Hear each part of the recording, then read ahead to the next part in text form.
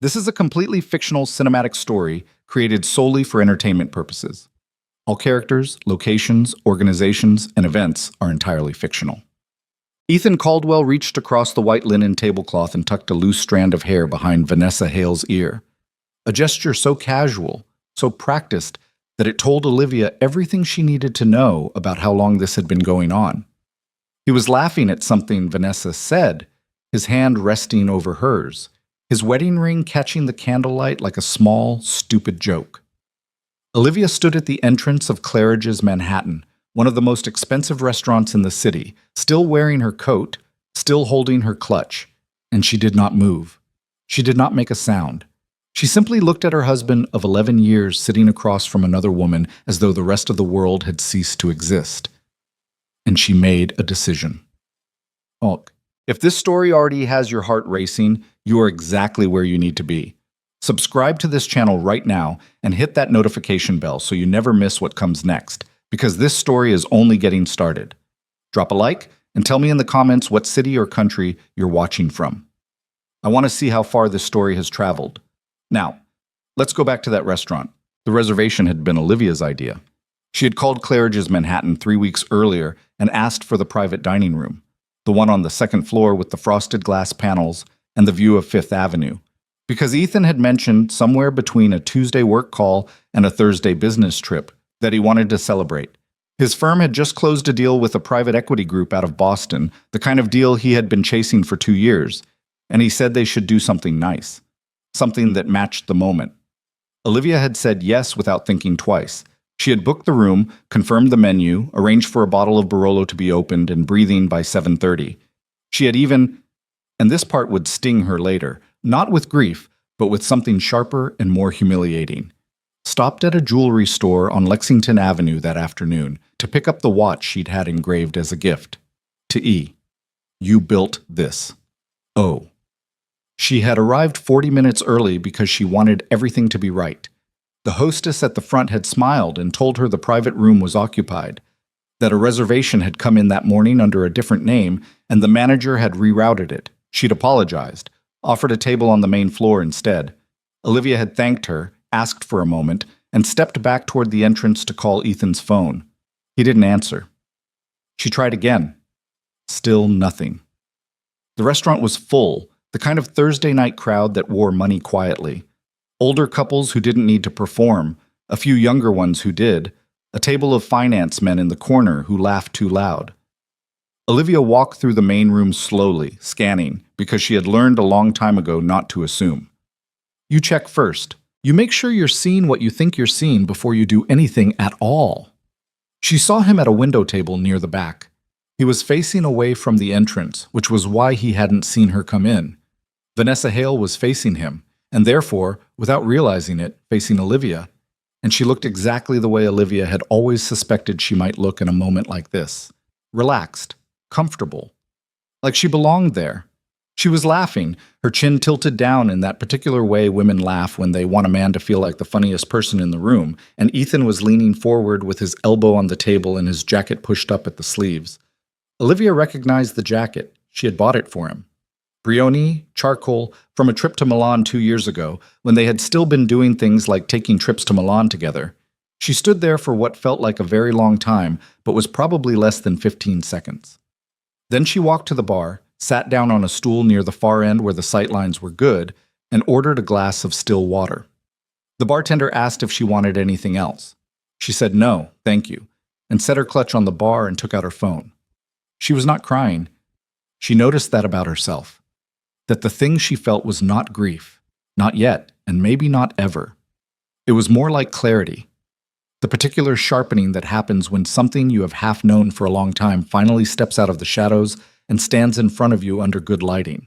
She scrolled to her contacts and found the number for her personal attorney, Margaret Chu. It was 7:43 in the evening. Margaret picked up on the second ring. Olivia. Not a greeting exactly. Margaret had been her attorney for 9 years and had learned to read the weight in Olivia's voice the way a doctor reads a chart. I need you to initiate the financial separation protocol, Olivia said. Everything we discussed. The trusts, the accounts, the property structures. All of it. A short pause. Tonight? As soon as you can legally move. Another pause, this one longer. Are you all right?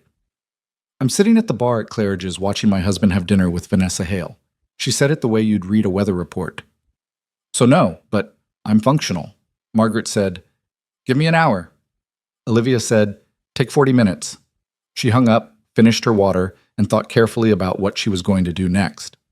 The watch was still in her bag, the box tucked into the inside pocket, the ribbon slightly crushed from the commute. She considered it for a moment. Then she ordered a glass of the Barolo she'd had waiting upstairs in a room that was no longer hers, because she had paid for it, and she might as well drink it. The sommelier brought it over and poured. She swirled it once without thinking, the way you do when the motion has become muscle memory, and she watched Ethan across the room. He touched Vanessa's hand again. The ring caught the light again. Olivia drank her wine. She waited until Vanessa excused herself. She could tell by the way the woman rose, touched Ethan briefly on the shoulder, and moved toward the back of the restaurant toward the restrooms. She waited another 30 seconds after that. Then she picked up her clutch, smoothed her coat, and walked across the main dining room toward her husband's table. Ethan was looking at his phone when she arrived. He was smiling at something on the screen. Hi, Olivia said. He looked up. The color left his face so completely and so quickly that it was almost medically interesting. His mouth opened. Nothing came out. He looked at her, then at the chair across from him where Vanessa had been sitting, then back at Olivia, and she could actually watch him run through his options in real time. The denials, the explanations, the particular architecture of a lie assembled under pressure, and she felt nothing except a mild, tired curiosity about which one he would choose. Olivia. He said her name like it was a question. You didn't answer your phone, she said. She pulled out the chair across from him, Vanessa's chair, and sat down. She rested her clutch on the table. She did not raise her voice. The couple at the nearest table, maybe 8 feet away, did not look up. I was going to call you back. He stopped, started again. This isn't Ethan. Her voice was even. Stop. He stopped. I'm not going to scream at you, she said. I'm not going to make a scene. You know me well enough to know that. She folded her hands on the table. But I need you to understand something that has already happened, so that when Vanessa comes back from the bathroom and you try to figure out what to do next, you have the correct information. He was staring at her. His jaw was tight. She could see the vein in his temple that appeared when he was frightened, the one she used to notice during arguments and feel guilty about, as though his discomfort were her fault for pointing out the truth. I just got off the phone with Margaret Chu, she said. By morning, the accounts connected to the Sterling Trust will be fully separated from any access you have. The Fifth Avenue apartment, which, as you know, is held in my family's trust, not in both our names, will be changing its access codes and its authorized residents list by the end of the week. She paused. The car lease on the Bentley is paid through a subsidiary of the trust. That will be redirected. The Hamptons house is the same structure. The membership at West Haven Club is registered to my family, not to you. Ethan had gone very still. The corporate line of credit that your firm has been using since 2019, she continued, the one that allowed you to absorb the Decker Group loss without your investors finding out, that facility is also connected to the Sterling Trust. My attorneys will be contacting your CFO tomorrow morning. She watched him process this. She watched him understand. Olivia, he said. His voice had changed. The shock was giving way to something harder, something she recognized. The particular tone he used when he felt cornered, the one that usually preceded him telling her she was being unreasonable. You cannot just... I can, she said. I have. I want you to know this not because I want to hurt you, but because you're going to make decisions in the next 24 hours, and I'd rather you make them with accurate information than with whatever story you've been telling yourself. This is insane. He leaned forward, lowering his voice, and she could see the anger now, right underneath the surface. You're sitting here acting like you own everything. I do own most of it, she said. That's the part I think you may have stopped thinking about clearly. He stared at her. She reached into her clutch and set the watch box on the table between them. She didn't open it, didn't explain it. She just left it there. I had that engraved this afternoon, she said. Before I came here, I thought we were celebrating. Ethan looked at the box. He looked like a man standing at the edge of something and only now understanding how far down it went. "Olivia, listen to me.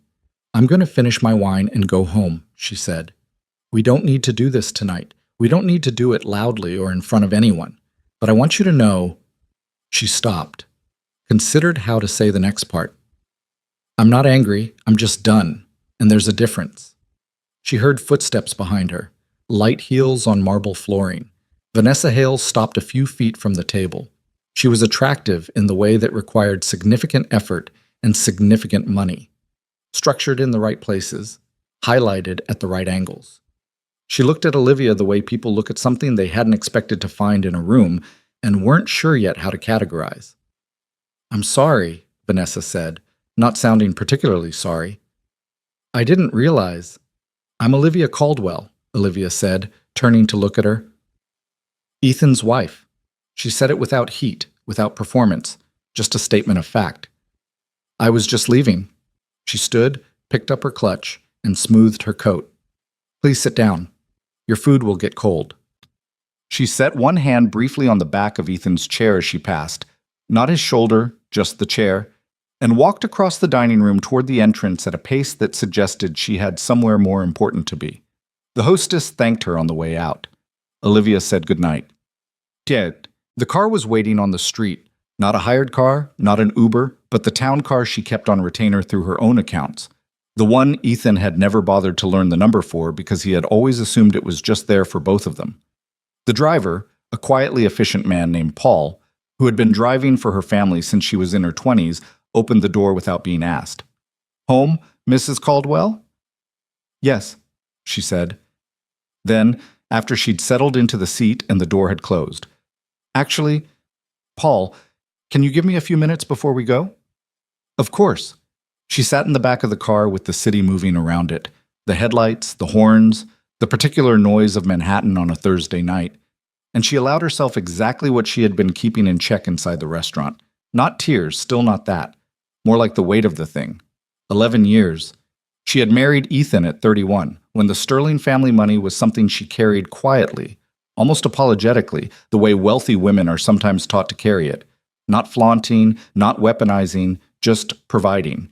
Just making things easier, just ensuring that the life they built together had a foundation that wouldn't crack under pressure. She had never imagined she was the only one doing the building. She took out her phone and looked at the call log. Margaret had already sent a confirmation text. Protocol initiated. CPA and asset team notified. Will update you by 6 a.m. Olivia typed back, "Thank you." Then she looked out the window at the restaurant entrance, where she half expected to see Ethan come rushing out. He didn't. Of course he didn't.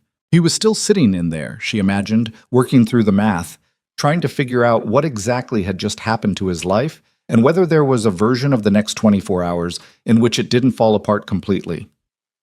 The truth was, she had thought about this. Not recently, not in the last weeks or months, but years ago, early in the marriage, when she had asked her father's estate attorney to explain clearly what would happen to the trust assets in the event of a divorce. She had done it quietly, and she had never told Ethan. Not because she had expected to need it, just because she was someone who believed in knowing where the exits were before you needed them. Her father had taught her that. Harrison Sterling had not been a warm man exactly, but he had been a precise one, and he had taught his daughter that the most important thing about inherited wealth was not spending it or growing it or showing it. It was understanding it completely, every instrument and mechanism and legal structure, so that no one could ever pick it up and use it against you. She had thought she was protecting herself from strangers. It had not occurred to her that she was protecting herself from Ethan. She sat with that for a moment, the way you have to sit with certain things before you can file them away and keep moving.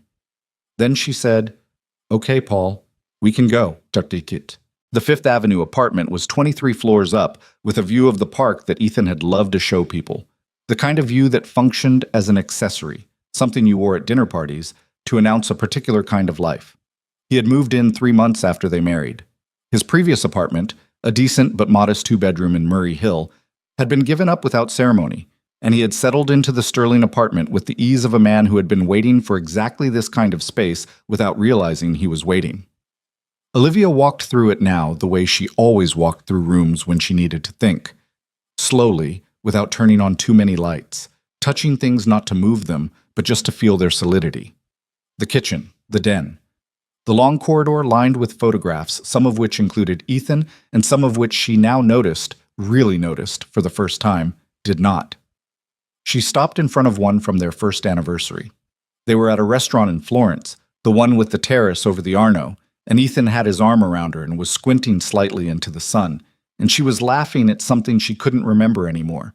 She looked happy in the photograph. She probably was happy. That was the part that didn't make it simpler, so the fact that there had been real years, real mornings, real small kindnesses mixed in with all the rest of it. But she had also learned from watching her father negotiate with men who had wronged him that the existence of good years did not obligate you to tolerate the betrayal that ended them. She went to the kitchen and made tea, the ordinary kind, nothing ceremonial, the bag still in the cup because she never remembered to take it out, and she sat at the kitchen island and opened her laptop. She had work to do. Not revenge, not yet, not ever.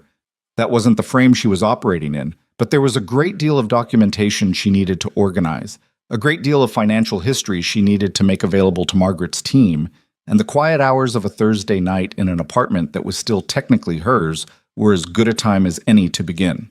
She opened the Sterling Trust files. She opened the corporate lending records. She opened the folder she had labeled 2 years ago in a moment of wry private humor, architecture, meaning the architecture of how everything was built, who had built it, what was load-bearing and what was decorative. She worked until almost midnight. Then she closed the laptop, rinsed her cup, and went to bed in the guest room. Not out of drama, not because she was avoiding the primary bedroom, but because she genuinely slept better in the guest room, had for years, and there was no longer any reason to pretend otherwise. She lay in the dark and listened to the city outside the window. A siren somewhere. A cab horn. The particular low sound of Manhattan that never fully stops. She thought, I am going to be all right. Not as a comfort, not as a prayer or a hope or a reassurance she needed to offer herself to get through the night. Just as an observation, a thing she knew the way she knew the difference between an asset and a liability, the way she knew the sound of her father's voice when he was reading a contract rather than performing one. She thought, I'm going to be all right. And then she went to sleep. The call came at 6:14 in the morning, which meant Margaret had been working through the night. Olivia was already awake. She had been awake since 5, sitting in the kitchen with the second cup of tea she'd made and abandoned, watching the park through the window turn from black to gray to the particular pale gold that Manhattan mornings sometimes produced in October when the weather hadn't yet decided to be cold. She picked up on the first ring. It's messier than we expected, Margaret said, and Olivia could hear the particular flatness in her voice that meant she had found something she hadn't wanted to find. The corporate lending structure, the facility tied to the Sterling Trust that was extended to Caldwell Strategic in 2019, it wasn't a clean line of credit. Your father's estate attorney set it up as a convertible instrument, meaning at some point in the negotiation, someone, and I want to be careful here because I'm still pulling documentation, someone agreed to terms that could give Ethan's firm a basis to argue partial ownership interest in the trust vehicle. Olivia set down her tea. Explain that to me plainly, she said. It means Ethan may have grounds to claim that the 2019 facility wasn't a loan. It may have been structured as equity participation, which means his attorneys could argue he's not a debtor, he's a stakeholder. The park outside the window was very quiet. A single jogger moved along one of the paths below, rhythmic and oblivious.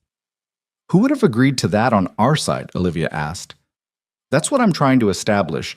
The document has 2 signatures. One is the estate attorney, Gerald Mack, who retired in 2021.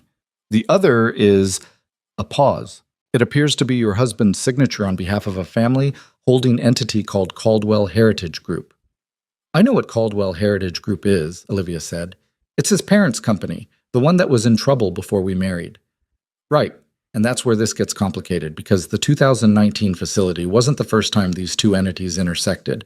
There's a 2012 agreement, which would have been the year before your wedding, that I think you need to look at.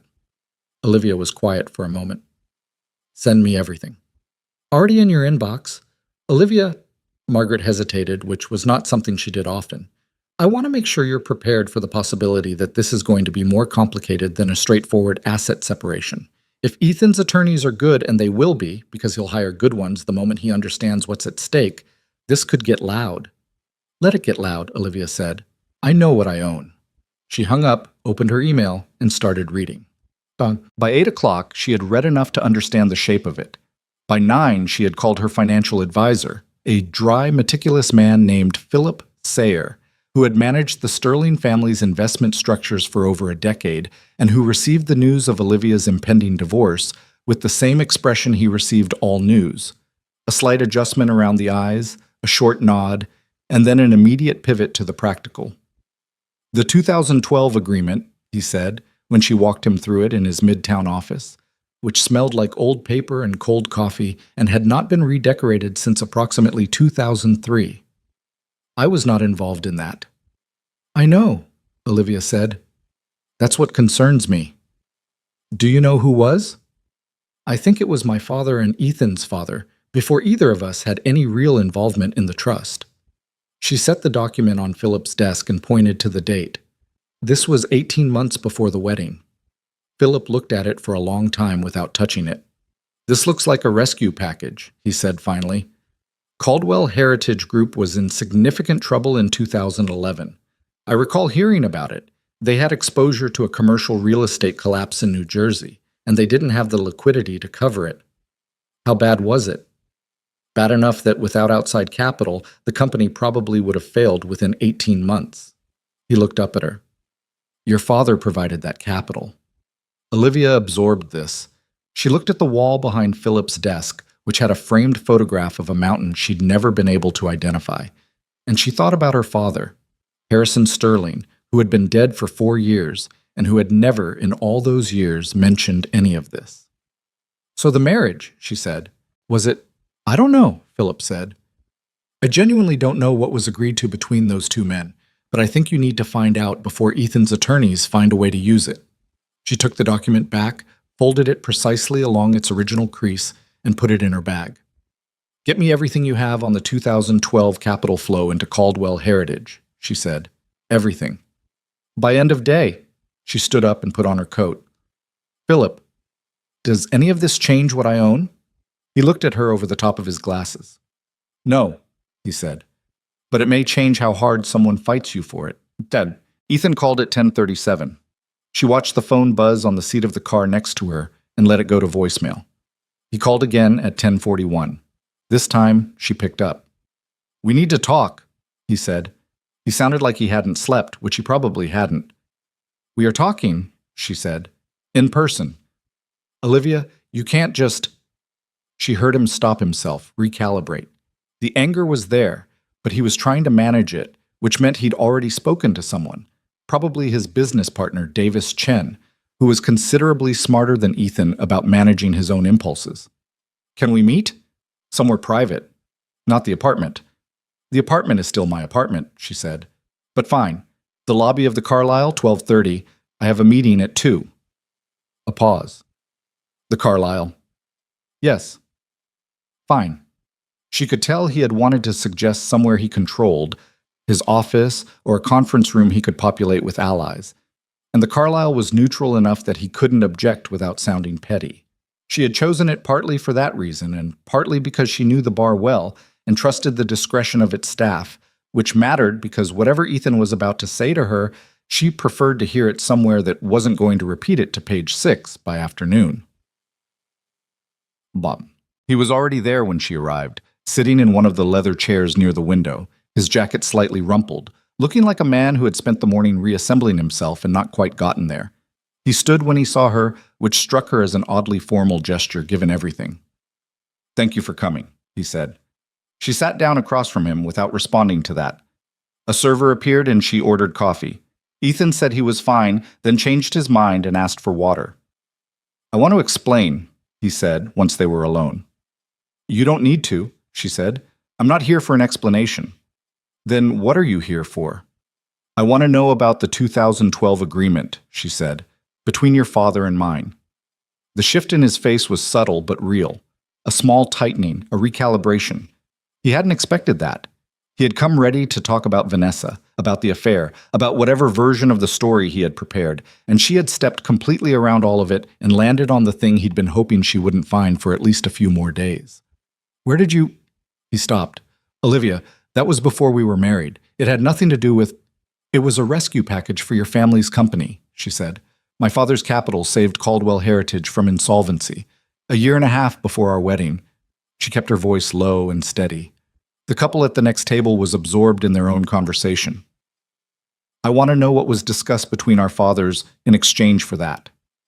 Nothing was discussed, he said. It was a business arrangement.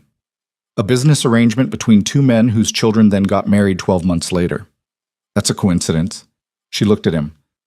Ethan. He looked away. He looked out the window at Madison Avenue, at the traffic, at the neutral middle distance that people look at when they're trying to decide how much of a thing to admit. My father needed help, he said. Your father offered it. That's all I know. I was 28. I wasn't in the room. Were you told about it before the wedding? A long silence. Ethan, were you told about it before the wedding? My father mentioned there had been an arrangement, he said finally, still not looking at her. He didn't go into detail. He said the Sterling family had been helpful, and that it was important to him that the relationship... He stopped, started again, and this time she could hear something that might have been genuine discomfort, not performed. He said it would be good for both families. Olivia sat with that for a moment. The coffee arrived. She wrapped her hands around the cup. Did you love me? She asked. In the beginning. I'm not asking to hurt you. I just want to know if it was real. He turned back from the window and looked at her, and she was surprised to find that he looked, not broken exactly, but cracked, like something had given way behind his face. Yes, he said. It was real. He rubbed his hand across his forehead. It got complicated. I don't know, something happened to me somewhere in the middle of it, and I couldn't... He shook his head. I couldn't stand feeling like I owed everything to your family, to your money. Every deal I closed, every press mention, every time someone said my name in a room, I kept thinking, would this exist without the Sterling connection? Would any of this be real without what your father did for mine? So you had an affair, Olivia said, because you felt inadequate. That sounds worse than... It sounds like what it was, she said, not unkindly. I'm not judging you. I'm just naming it accurately. He was quiet. Vanessa, he said, and then seemed to lose the thread of whatever he had intended to say about her. It wasn't... I'm not in love with her. I don't know if that makes it better or worse. It doesn't make it either, Olivia said. It just makes it true. She drank her coffee. Outside, a bus went by and the light shifted the way it does in October, gold and moving, and for a moment the bar felt suspended from everything around it, just two people in chairs across from each other with 11 years of complicated history laid out between them like a set of documents neither of them particularly wanted to sign. I want a clean separation, she said. I am not interested in a fight, but I need you to be honest with your attorneys about the 2019 facility, because if they try to argue equity participation and it goes to court, everything becomes public, and I don't think that serves either of us. I know what the 2019 facility was, he said. It was a loan. My CFO made it look like a credit line, but it was always a loan. He said it with the weariness of someone putting down something they'd been carrying too long. I'll tell my attorneys that. She nodded. Olivia. He leaned forward slightly. The apartment is mine, she said. We both know that. He sat back. Yeah, he said. Okay. She finished her coffee and set the cup down. She looked at her watch, not the engraved one, she had left that in its box at home. She wasn't sure yet what to do with it, and noted that she had 50 minutes before her next meeting. There's going to be press, she said. There already may be. Someone in that restaurant last night knew who we were. I know. I'm not going to manage your narrative for you, but I'd appreciate it if you didn't do anything in the next week that makes this louder than it needs to be. He looked at her with something she hadn't seen on his face in years. Not love, not anger, not even guilt exactly, but a kind of recognition. Like he was finally seeing her clearly, and the clarity was painful in a way he hadn't expected. Okay, he said. She put on her coat, picked up her bag, and stood. Take care of yourself, she said, and meant it, and left. The press piece ran 2 days later. It was not in a newspaper. It was in one of those digital publications that occupied the specific niche between gossip blog and social journalism, the kind that had enough of a readership among the city's professional class to be treated as almost credible. The headline was careful, but the framing was not. Sources close to the Caldwell-Sterling split say Eris used financial control to dominate marriage. There was a photograph of Olivia from a charity event 2 years ago. She was in profile, her expression unreadable in the way that photographs sometimes make composed people look cold, and one of Ethan and Vanessa at what appeared to be a restaurant opening, smiling, relaxed, Vanessa's hand on his arm. Olivia read it twice, which was once more than she needed to in order to understand what had happened. Someone had fed this to them. The framing was too specific, too practiced. Financial control, loveless arrangement, sources close to Ethan Caldwell describe a marriage defined by inequality of power. This was not a journalist piecing together a story from restaurant witnesses. This was a narrative that had been prepared, packaged, and delivered. She called Margaret. "I saw it," Margaret said before Olivia could speak. "Who would have done this?" "My first guess is a PR firm working on Ethan's behalf, possibly without his direct knowledge. Davis Chen has contacts in that world, and he's protective of the brand they've built." Margaret paused. "It could also be Vanessa. She has more of a public profile than people realize. She's done this kind of thing before, shaping her own story in advance of someone else shaping it for her." "What do I do?" "Nothing," Margaret said. "Not yet. Any response you give right now becomes part of the story. You're a controlling billionaire who froze her husband's accounts. That's the frame they've set. If you push back immediately, you're playing defense in their game. Let it sit for 48 hours. Let them feel like it worked." Olivia hated that advice. She said, "Fine." "In the meantime," Margaret said, "I want you to talk to someone, a communications attorney named Dina Park. She's the best in the city at this kind of thing, and she doesn't talk to press ever, which matters because your regular PR people might be tempted to. Set it up." She put the phone down and looked at the article again. The photograph of herself, that composed, unreadable profile, and she thought about how strange it was to see yourself described and to recognize almost nothing of the description. A controlling woman, a cold billionaire, a wife who had used money as a weapon. She thought about the restaurant. She thought about the fact that she had sat down, ordered a glass of wine, and made one phone call to her attorney. She thought about the watch in the box on the kitchen counter, the engraved face, the ribbon she still hadn't untied. She closed the article. She opened her laptop and went back to the financial documents. She had a great deal of work to do, and allowing a press narrative to derail her focus was not something she was willing to give Ethan, or Vanessa, or Davis Chen, or whoever had made that call to that publication, the satisfaction of achieving. The city, however, had its own momentum. By Thursday, the story had been picked up and restated by 2 other outlets, each one adding a slightly different detail, each one sharpening the image of Olivia as the villain of the piece. One ran a quote from an anonymous source, described as a longtime acquaintance of the couple, who said that Ethan had always seemed slightly diminished in his wife's presence. Another found a photograph of Olivia at a board meeting for the Sterling Family Foundation, seated at the head of the table, and ran it under the caption, "The Woman Who Controlled the Purse Strings." Her phone was busy in a way it hadn't been since her father died. People called to express support in the particular way that New York people express support, carefully, warmly, while also establishing that they were aware of the situation and therefore relevant to it. Her college roommate, Sophie Carraway, called and did not do any of that, which is why Olivia actually picked up. "How bad is it?" Sophie asked. "It's managed," Olivia said. "I have good people." "That's not what I asked." Olivia was quiet for a moment. She was in the guest room, sitting on the edge of the bed, her shoes still on from a meeting she'd come home from an hour ago and hadn't had the energy to fully remove herself from. "It's bad enough," she admitted. "They've gotten ahead of the story." "The Vanessa piece is insulting," Sophie said. "The woman has spent 3 years positioning herself as—" "I know what she's done," Olivia said. "Are you eating?" Sophie: "I'm asking because I know you, and when you're in management mode, you forget that you're also a person." "I ate," Olivia said, which was mostly true. She had eaten half of something around noon and had not thought about food since. "I'm fine." "You are not fine. You found your husband with someone else 3 days ago, and now you're being painted as the villain of a story you didn't write." Sophie's voice was even, but not gentle, which was what Olivia needed more than gentle. You're allowed to not be fine. I know. Are you sleeping?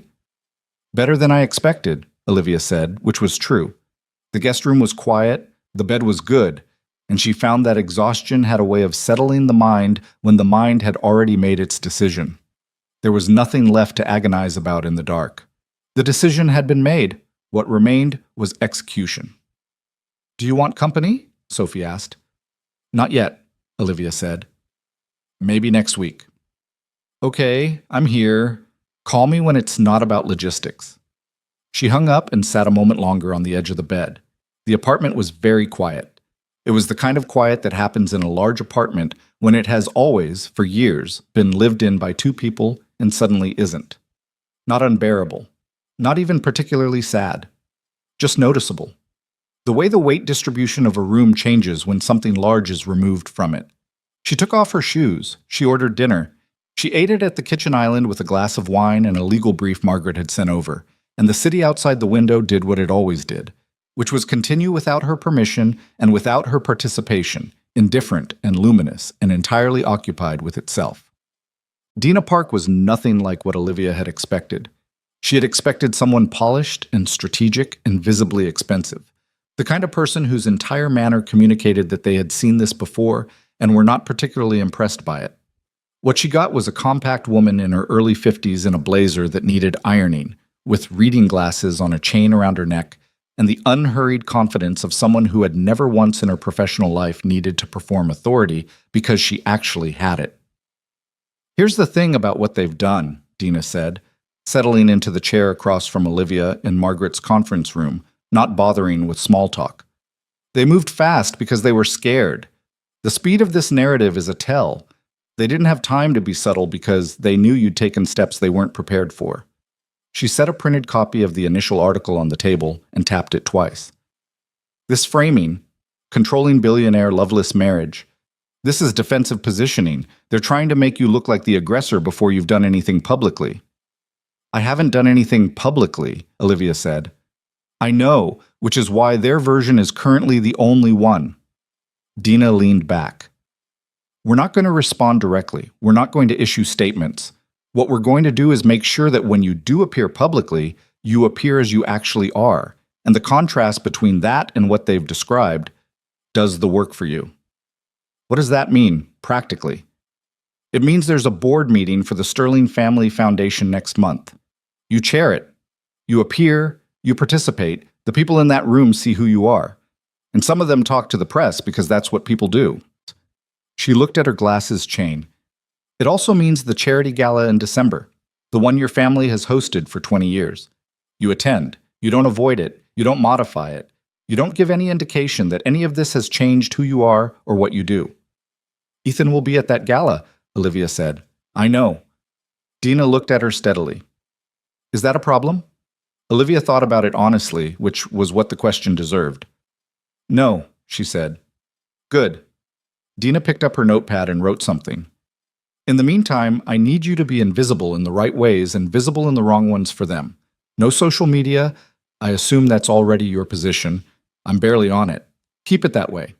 No comments to journalists, not even friendly ones, not even off the record. Especially not off the record. And if Vanessa Hale posts anything about her life in the next several weeks that implies a level of financial stability she no longer has access to, document it. Don't respond to it. Document it. Olivia nodded. One more thing, Dina said. She set her pen down and looked at Olivia with the directness of a woman who had been paid enough to skip the soft edges. I've seen a lot of situations like this. Women in your position who got defined by someone else's version of events before they had a chance to write their own. The ones who came out of it intact were not the ones who fought hardest or moved fastest.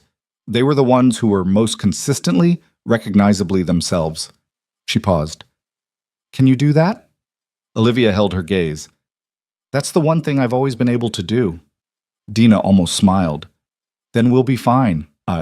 What she had not told Dina, what she had not told anyone except Margaret, and Margaret only in the most legal and structural of terms, was what she had found in the second set of documents Philip sent over. The capital flow records from 2012 The ones detailing exactly how her father's money had moved into Caldwell Heritage Group included a memorandum that had been drafted but apparently never formally executed, a side letter between Harrison Sterling and Ethan's father, Douglas Caldwell, outlining the terms of what Harrison had described, in his precise and slightly archaic legal vocabulary, as the familial alignment. It was not a marriage contract. It was nothing so explicit or legally binding as that. But it was a document that made clear that Harrison Sterling had understood, when he provided capital to save Douglas Caldwell's failing company, that the relationship between his daughter and Douglas's son was considered by both men a component of the arrangement, not a requirement, not a stated condition, but a component, something both parties acknowledged and in which both parties had an interest. Olivia had read that memorandum 3 times. She had put it away. She had taken it out again and read it a 4th time. She was not angry at her father. She was something more complicated than angry, something that lived in the territory between grief and understanding, between the love she still carried for a man who was dead and the recognition of what that man had done and what he had perhaps imagined he was doing for her, and how profoundly wrong that imagination had been. She did not know, and might never know, whether Ethan had genuinely fallen in love with her, or whether whatever he had felt had always been tangled up in obligation and resentment and the debt he'd never been able to name. She thought about what he'd said at the Carlisle. I couldn't stand feeling like I owed everything to your family. And she thought about how it was possible to love someone and also to resent the circumstances of loving them, and how that resentment, left to itself in the dark, could eat through a marriage the way water eats through stone. Slowly, without announcement, until one day the structure simply gives. She did not forgive him. She did not yet know if she would, and she wasn't going to manufacture the feeling because it seemed like something she was supposed to produce. But she understood, in a way she hadn't 24 hours earlier, that there was more than one person in this story who had not been entirely honest about the foundations they were building on. She put the memorandum in the legal file. She poured a glass of water.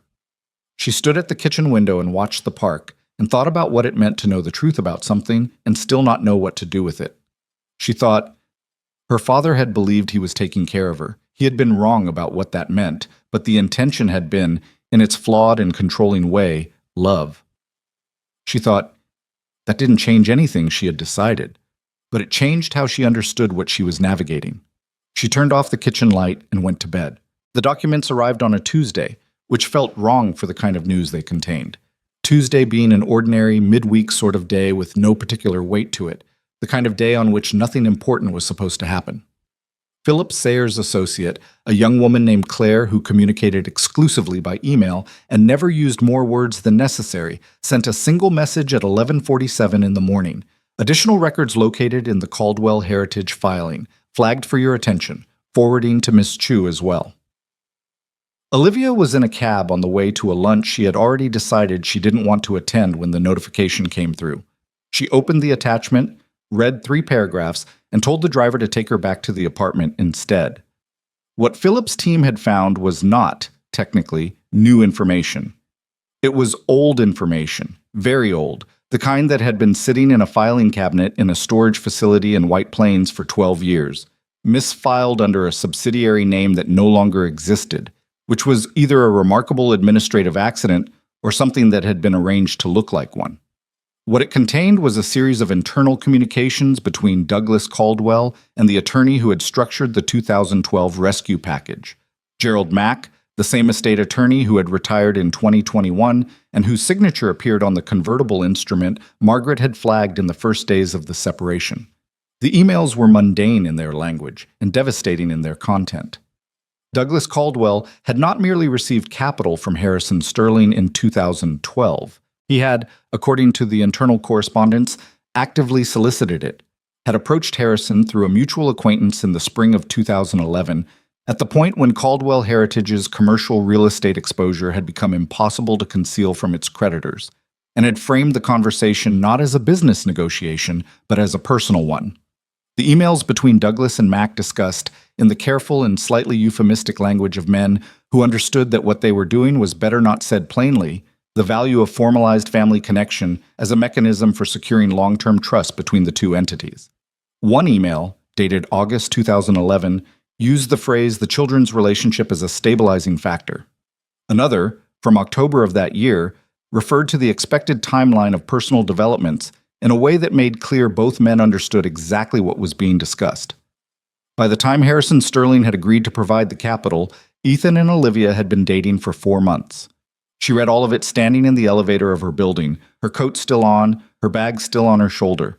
She read it again in the apartment, at the kitchen island, more slowly this time, with the particular attention she gave to documents that required her to set aside her immediate reaction and understand precisely what she was looking at before she allowed herself to feel it. What she was looking at was this. The relationship between Ethan Caldwell and Olivia Sterling had been, from very near its beginning, observed and tended by 2 men who had a financial interest in its outcome. Not arranged, she was clear-eyed enough about the distinction to hold on to it. Ethan had not been instructed to pursue her, but he had been encouraged, in the oblique and pressured way that fathers encourage sons, when family survival is at stake. And the encouragement had come with the specific knowledge that Harrison Sterling would be more inclined to help if the families were personally connected. She thought about the beginning. She thought about meeting Ethan at a gallery opening on a Thursday evening in February, how he had been funny and direct, and not at all the way she had expected a man who ran in his circles to be. She thought about the first 3 months, which had been genuinely good, the kind of good that felt like discovery. She had believed that. She still believed it, in the sense that she believed her own experience of it. But she now understood that the conditions under which that beginning had occurred were not what she had thought they were. She sat with that for a long time, long enough for the light in the kitchen to shift from morning to afternoon. Then she called Margaret. "I've read it," Margaret said, picking up immediately, which meant she had been waiting. "What's your read on the liability?" "From a legal standpoint, it doesn't change the asset structure significantly. The rescue package was still a financial instrument, not a formal contract of personal obligation. No court is going to look at those emails and conclude that your marriage was a transaction." Margaret paused. "But from an evidentiary standpoint, if Ethan's attorneys try to claim that the 2019 facility represented equity participation, try to argue he was a partner, not a debtor, these documents complicate that argument significantly, because they establish that the original 2012 arrangement was predicated on a relationship of dependency, not partnership. His family needed your family's money. That's the documented reality. So it helps us. It helps us. But Olivia, it also means that if this becomes public, the story changes. Right now they're running a narrative about a cold billionaire who controlled her husband. If those emails come out, the story becomes something different. It becomes about 2 fathers who made a private arrangement and what that did to their children." Olivia was quiet. "That's a story with more sympathy for you," Margaret said carefully. "But it's also a story that involves your father, who is not here to explain himself, and that makes it complicated." "I know," Olivia said. "Do you want to use them?" She thought about her father. She thought about his study, which had smelled like leather and old books, and the particular wool of the sweaters he always wore in winter. She thought about the way he had talked about money, not as a subject but as a language, something you learned and then used to say things that couldn't be said otherwise. She thought about whether he had believed he was doing something good for her when he had sat across from Douglas Caldwell and discussed the expected timeline of personal developments. She thought he probably had believed that. She thought he had been a man who loved her in his precise and controlling way, and who had genuinely not understood the difference between protecting someone and deciding their life for them. "Not yet," she said. "Keep them in reserve." She did not tell Ethan she had found them, not immediately. What she did instead was call Douglas Caldwell. She had his number. They had maintained the cordial, slightly careful relationship that in-laws sometimes have when they both understand that the marriage connecting them requires a certain amount of managed distance. Douglas was 71 now, retired, living in a house in Connecticut that Caldwell Heritage had purchased before the company had been fully liquidated following the 2016 restructuring. He answered on the 3rd ring and sounded, for a moment, genuinely glad to hear from her, which made what came next harder. "Douglas," she said, "I need to talk to you about 2012. The silence that followed was brief but complete. When he spoke again, his voice had changed. Not dramatically, not guiltily, but in the way that older men sometimes change when they understand that a reckoning has arrived and have long since stopped being surprised that reckonings arrive. I wondered, he said, when you'd find those. Did you know I'd find them eventually? I thought it was likely. He exhaled, a long sound. Gerald kept everything. It was one of his professional virtues, and in this case, his professional failure. Were you going to tell me? I thought about it many times. A pause. I told myself it didn't matter because the marriage was real. Whatever the circumstances, what Ethan felt was real. And what my father felt he was entitled to do with my life? The silence this time was longer. Your father was trying to protect you, Douglas said. I know how that sounds. I know that's not... He was trying to protect the trust, she said. He was trying to protect the assets. A son-in-law who owed him the survival of his family business was a son-in-law who wouldn't be a threat to those assets. That's what he was doing. Douglas didn't argue. She gave him credit for that. Did Ethan know? She asked. Before we married, did he know specifically, not just that there had been an arrangement, as he told me, but what the arrangement actually involved? Another long pause. This one felt different, heavier, more reluctant. His mother told him, Douglas said finally, when they got engaged, she felt he should know the full picture. He stopped. I was against it. I thought, you thought it was better to keep it from him. I thought it would complicate something that had become genuine, he said, and she heard in his voice the specific tone of a man who had been wrong about something important and had lived with that knowledge for a decade. I was wrong about a great many things. She sat with the phone against her ear and looked at the window, at the park, at the October sky which had gone flat and gray in the way it did before rain. Thank you for being honest with me, she said. Olivia. His voice had something in it now. Not a request, not quite a plea. Whatever happens between you and Ethan, I want you to know that I always thought you were extraordinary. That wasn't the arrangement. That was just what was true. She thanked him again and ended the call. She sat in the apartment for 20 minutes without doing anything. Then she put on her coat, took the elevator down, and walked into the park because she needed to move. Needed the particular clarity that came from cold air and pavement and the city around her doing its continuous, indifferent thing. She called Ethan that evening. Not to tell him what she'd found. Not yet. She called because after speaking to his father, she understood that Ethan had known, on the day he married her, more than he had admitted at the Carlisle, and she wanted to hear what he did with a direct question. Did your mother tell you about the 2012 agreement? She asked. Before the wedding, did she tell you what it actually involved? The silence on his end was not the silence of a man surprised by the question. It was the silence of a man who had been carrying something for a long time and had just felt the weight of it shift. Yes, he said. When? 3 weeks before the wedding. His voice was low, careful. She sat me down and told me the whole thing, what my father had done, what the deal involved, what Harrison Sterling had apparently expected in return. And you married me anyway. I loved you, he said, and I hated myself for the circumstances, and I thought if I made the marriage real enough, if I built something genuinely successful, it would stop mattering where it came from. He stopped. It didn't stop mattering. No, she said. It ate you alive. He didn't answer that. She hadn't expected him to. You should have told me, she said, before the wedding. Whatever else was true, that was mine to know. I know that. I would have wanted to make that choice with accurate information. I know, he said again. I told myself you would have called it off, that I was protecting the relationship, but I think... He stopped again. She waited. I think I was protecting myself from finding out if you would have chosen me anyway.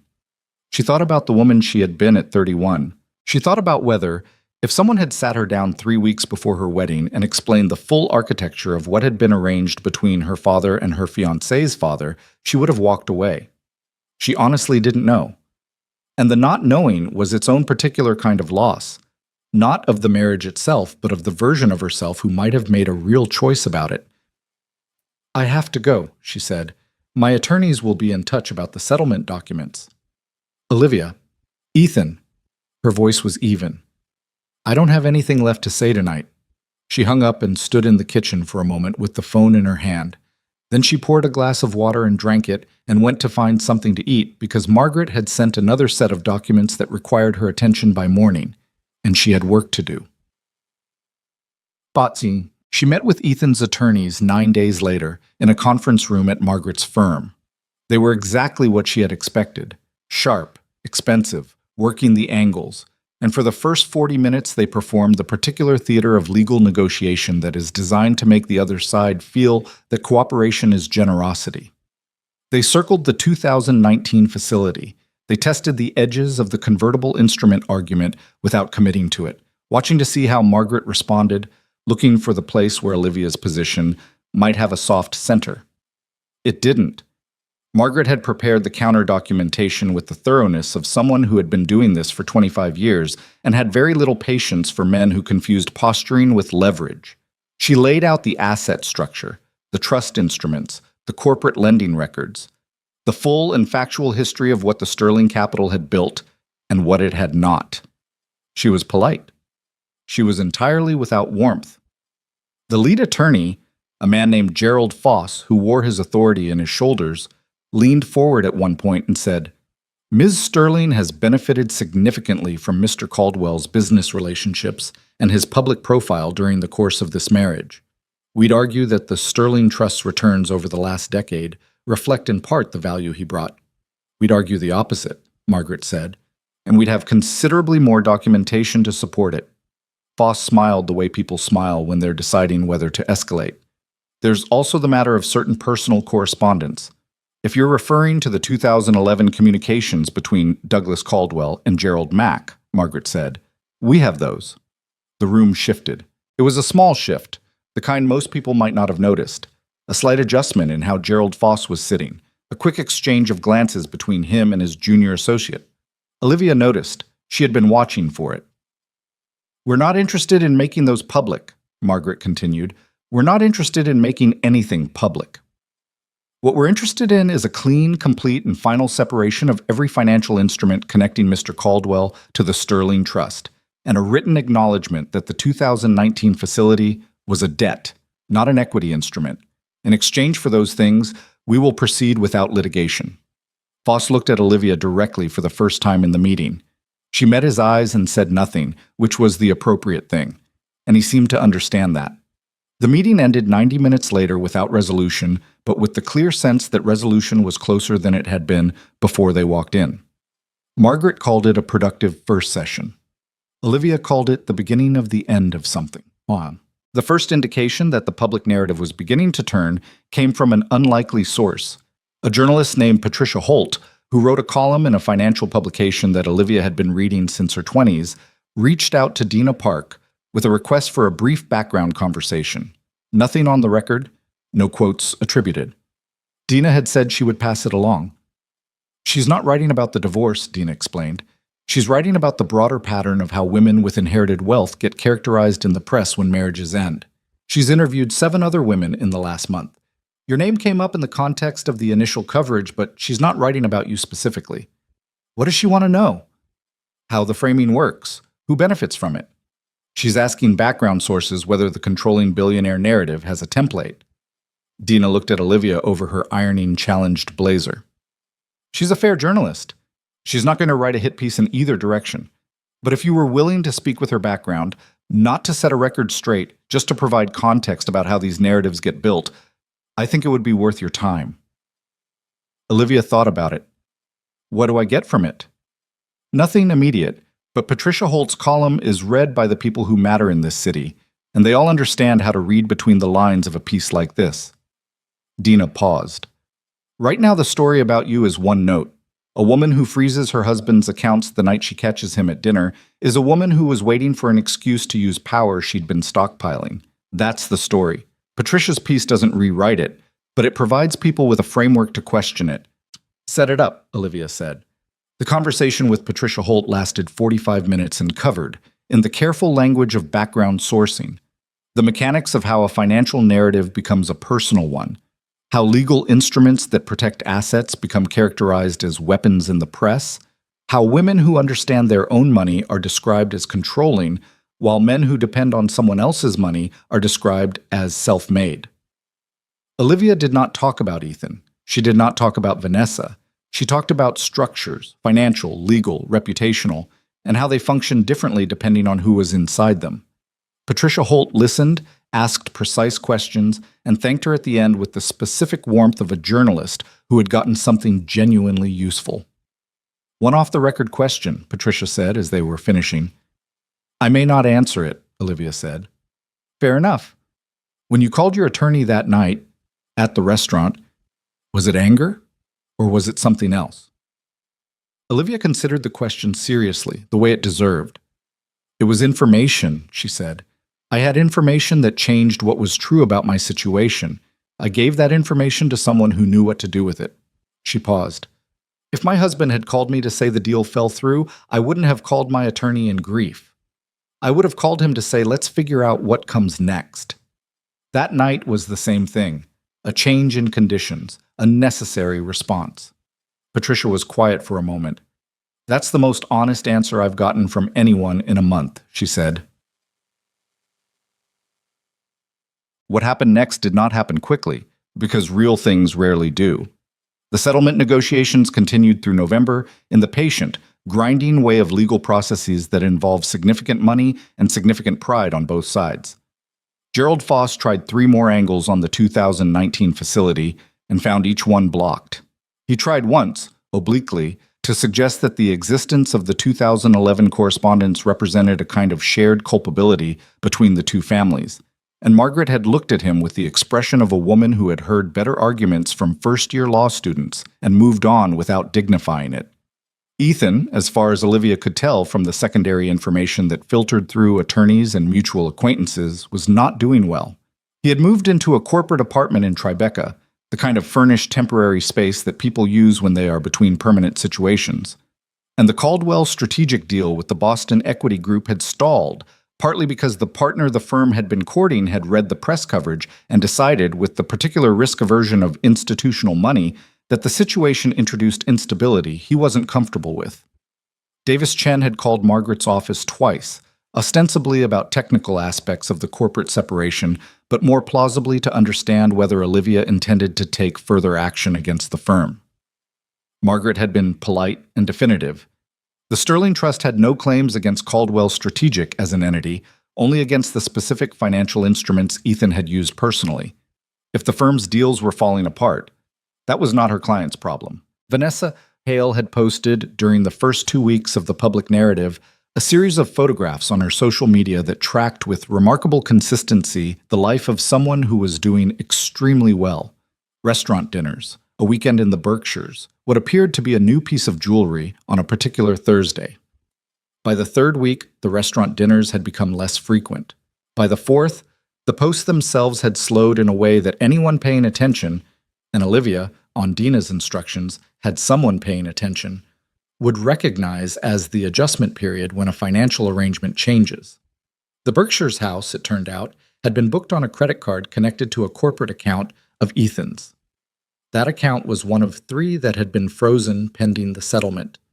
The hotel had declined the card on checkout, and Vanessa had paid the difference herself, which was, Dina noted when she reported it, not a story they would repeat, but a data point they would file. "The glamour is getting harder to maintain," Dina said, not without a small amount of satisfaction. "I don't want her to suffer," Olivia said, and meant it mostly. "I know you don't." Dina looked at her. "But it's useful information about what the arrangement actually was, what she thought she was getting, and what it turns out she was getting." Olivia thought about Vanessa at the restaurant. The relaxed comfort of a woman who felt she belonged somewhere, the hand on Ethan's shoulder, the ease of it. She had assumed, in that moment, that the ease reflected genuine feeling. She was less certain of that now. She wasn't certain of the opposite either. She didn't actually know Vanessa Hale, didn't know what she had believed about the situation she had entered, and she was not interested in constructing a narrative about another woman based on incomplete information. She had seen what that looked like from the receiving end. What she knew was what she had always known, that the life Ethan had presented to the world, the deals, the apartment, the dinners, the memberships, the entire architecture of his public self, had been built on something he hadn't built, and that the person who had built it was sitting in a guest room in a Fifth Avenue apartment reading legal documents, and had not yet, in any of this, received a single apology that acknowledged the full scope of what had been taken. Not the money. The money was documented and quantifiable and would be addressed in the settlement. What had been taken was harder to put in a column. The years of managing his insecurity while pretending not to notice it. The careful way she had learned to not be too capable, not too decisive, not too visibly competent in rooms where he needed to feel like the person in charge. The particular tax that capable women sometimes pay in marriages to men who cannot bear their own smallness. The shrinking, the dimming, the way you learn to take up precisely the amount of space that leaves enough room for someone else's ego to breathe. She had not known she was paying that tax until she stopped paying it, until she sat in a restaurant and watched her husband with someone else and felt, underneath the shock and the grief and the complicated anger, something that she could only describe honestly as relief. Patricia Holt's piece ran on a Wednesday morning in late November. It was exactly what Dina had described, measured, structural, about patterns rather than individuals. It did not mention Olivia by name. It mentioned the controlling billionaire archetype 12 times, examined it from 6 different angles, and concluded with a paragraph that Olivia read 3 times because it said, in the careful language of journalism, something she had been trying to articulate to herself for weeks, that the women most likely to be labeled controlling were almost always the women who had simply stopped pretending that they didn't understand their own resources. She texted Dina, "Good piece." Dina wrote back, "Give it 48 hours." She was right. By Friday, the frame had shifted, not completely, not uniformly, but enough. 3 people at a board meeting of the Sterling Family Foundation, which Olivia chaired that week exactly as Dina had instructed, made a point of saying things to her that were not quite compliments and not quite expressions of solidarity, but existed in the space between those things, which was where social currency in this city actually moved. She was not vindicated. She did not feel vindicated. What she felt was more incremental and more real than that. The gradual return of something she had not realized she had been giving away, piece by piece, over 11 years. Her own legibility. The ability to be seen as what she actually was, rather than as whatever was useful for someone else's story. She drove home from the foundation board meeting on a Friday evening in late November, the city dark and bright at the same time the way it gets in winter, and she thought about the December gala. Still 3 weeks away, still the event Dina had marked on the calendar as the moment the public story would either crystallize or finally settle. She thought about Ethan, who would be there. She thought about what it would mean to walk into a room where everyone was watching to see who she was now, on the other side of all of this. She thought she knew. She thought she had always known.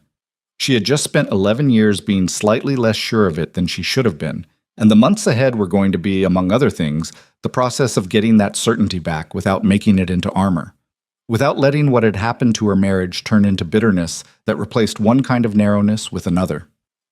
The driver turned onto Fifth Avenue, and the park came into view, bare-limbed and dark, lit at the edges by the glow of the buildings surrounding it.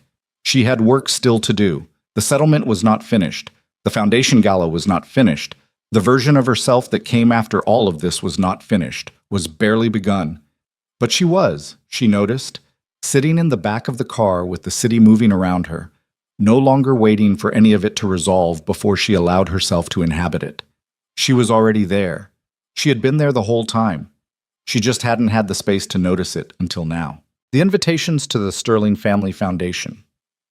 Annual gala had gone out in October, before any of this had happened, which meant that by December the event carried a weight it had never carried in its 22-year history. Everyone who received one knew it. Everyone who RSVP'd. Yes, did so with the particular awareness that this year the gala was not merely a charity event. It was, whether Olivia intended it to be or not, a statement. She intended it to be exactly what it had always been. That was, in itself, the statement. Dina had been clear about this from the beginning. "You don't change anything," she had said in one of their last meetings before the event. Same venue, same program, same seating structure. You chair the evening the way you've chaired it for the last 8 years. The message is in what doesn't change. "And Ethan," Olivia said, "he'll be there. He RSVP'd yes 3 weeks ago, before your attorneys had finalized the settlement framework." Dina looked at her notepad. "I assume he's bringing Vanessa." "I assume the same." Does that change anything for you? Olivia thought about it the way she had learned to think about things in the last 2 months. Not quickly, not with the defensive speed of someone trying to protect themselves from a feeling, but deliberately, honestly, the way you look at a map before you start driving. No, she said, it doesn't change anything. Dina nodded once, the way she nodded when she believed what she was hearing. Then we're ready. The week before the gala, the settlement reached what Margaret called a working framework.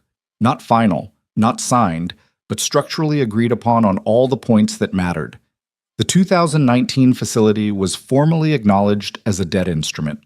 Ethan's attorneys had dropped the equity participation argument cleanly, without ceremony, sometime in early December, in a manner that suggested Gerald Foss had finally done the math and understood that the 2011 correspondence made that position untenable.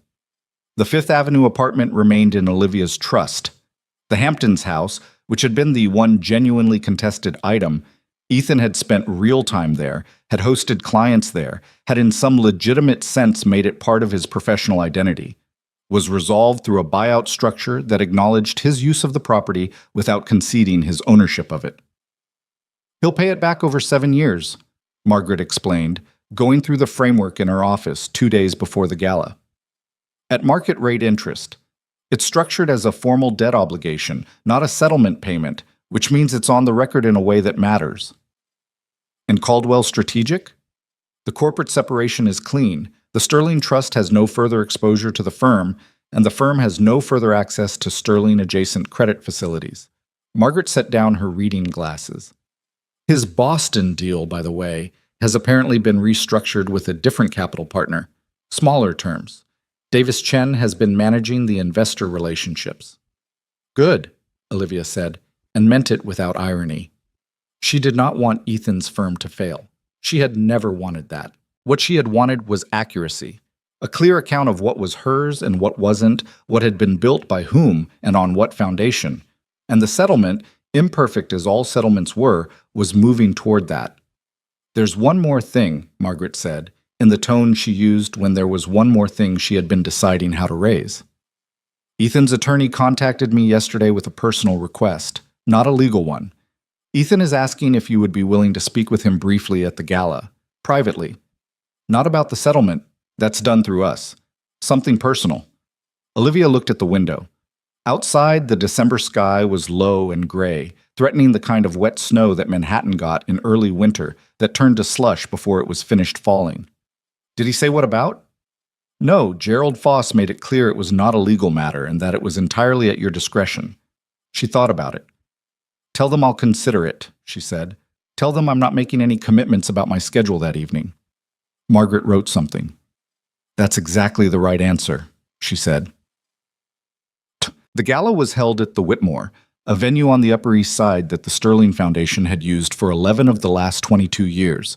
A converted Beaux-Arts building with high ceilings and the kind of understated grandeur that announced money without performing it, which was precisely the aesthetic Harrison Sterling had favored, and which Olivia had maintained out of a combination of genuine agreement and the specific comfort of continuity.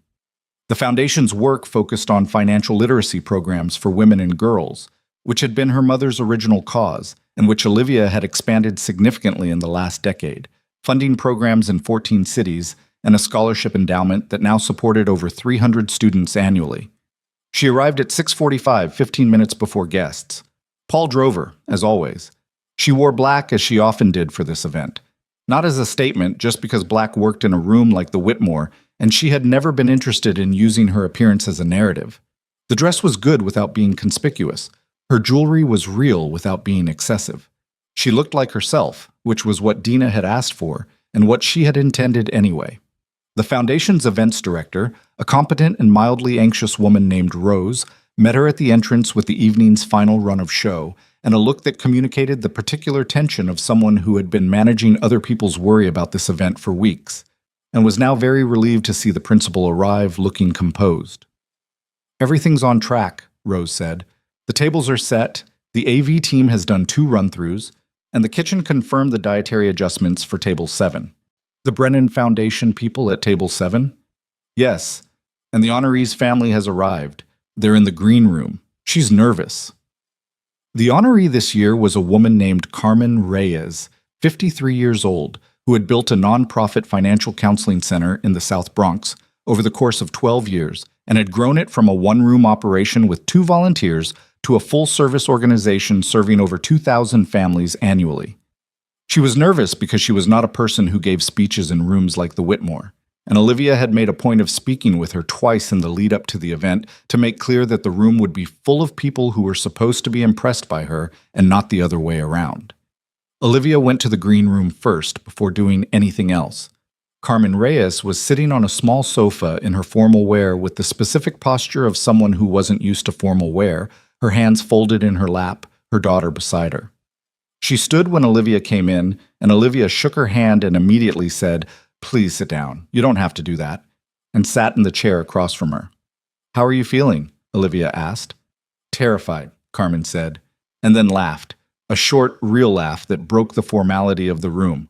"My daughter keeps telling me it's just talking, and I keep telling her I talk to people all day. This is different." "It is different," Olivia agreed.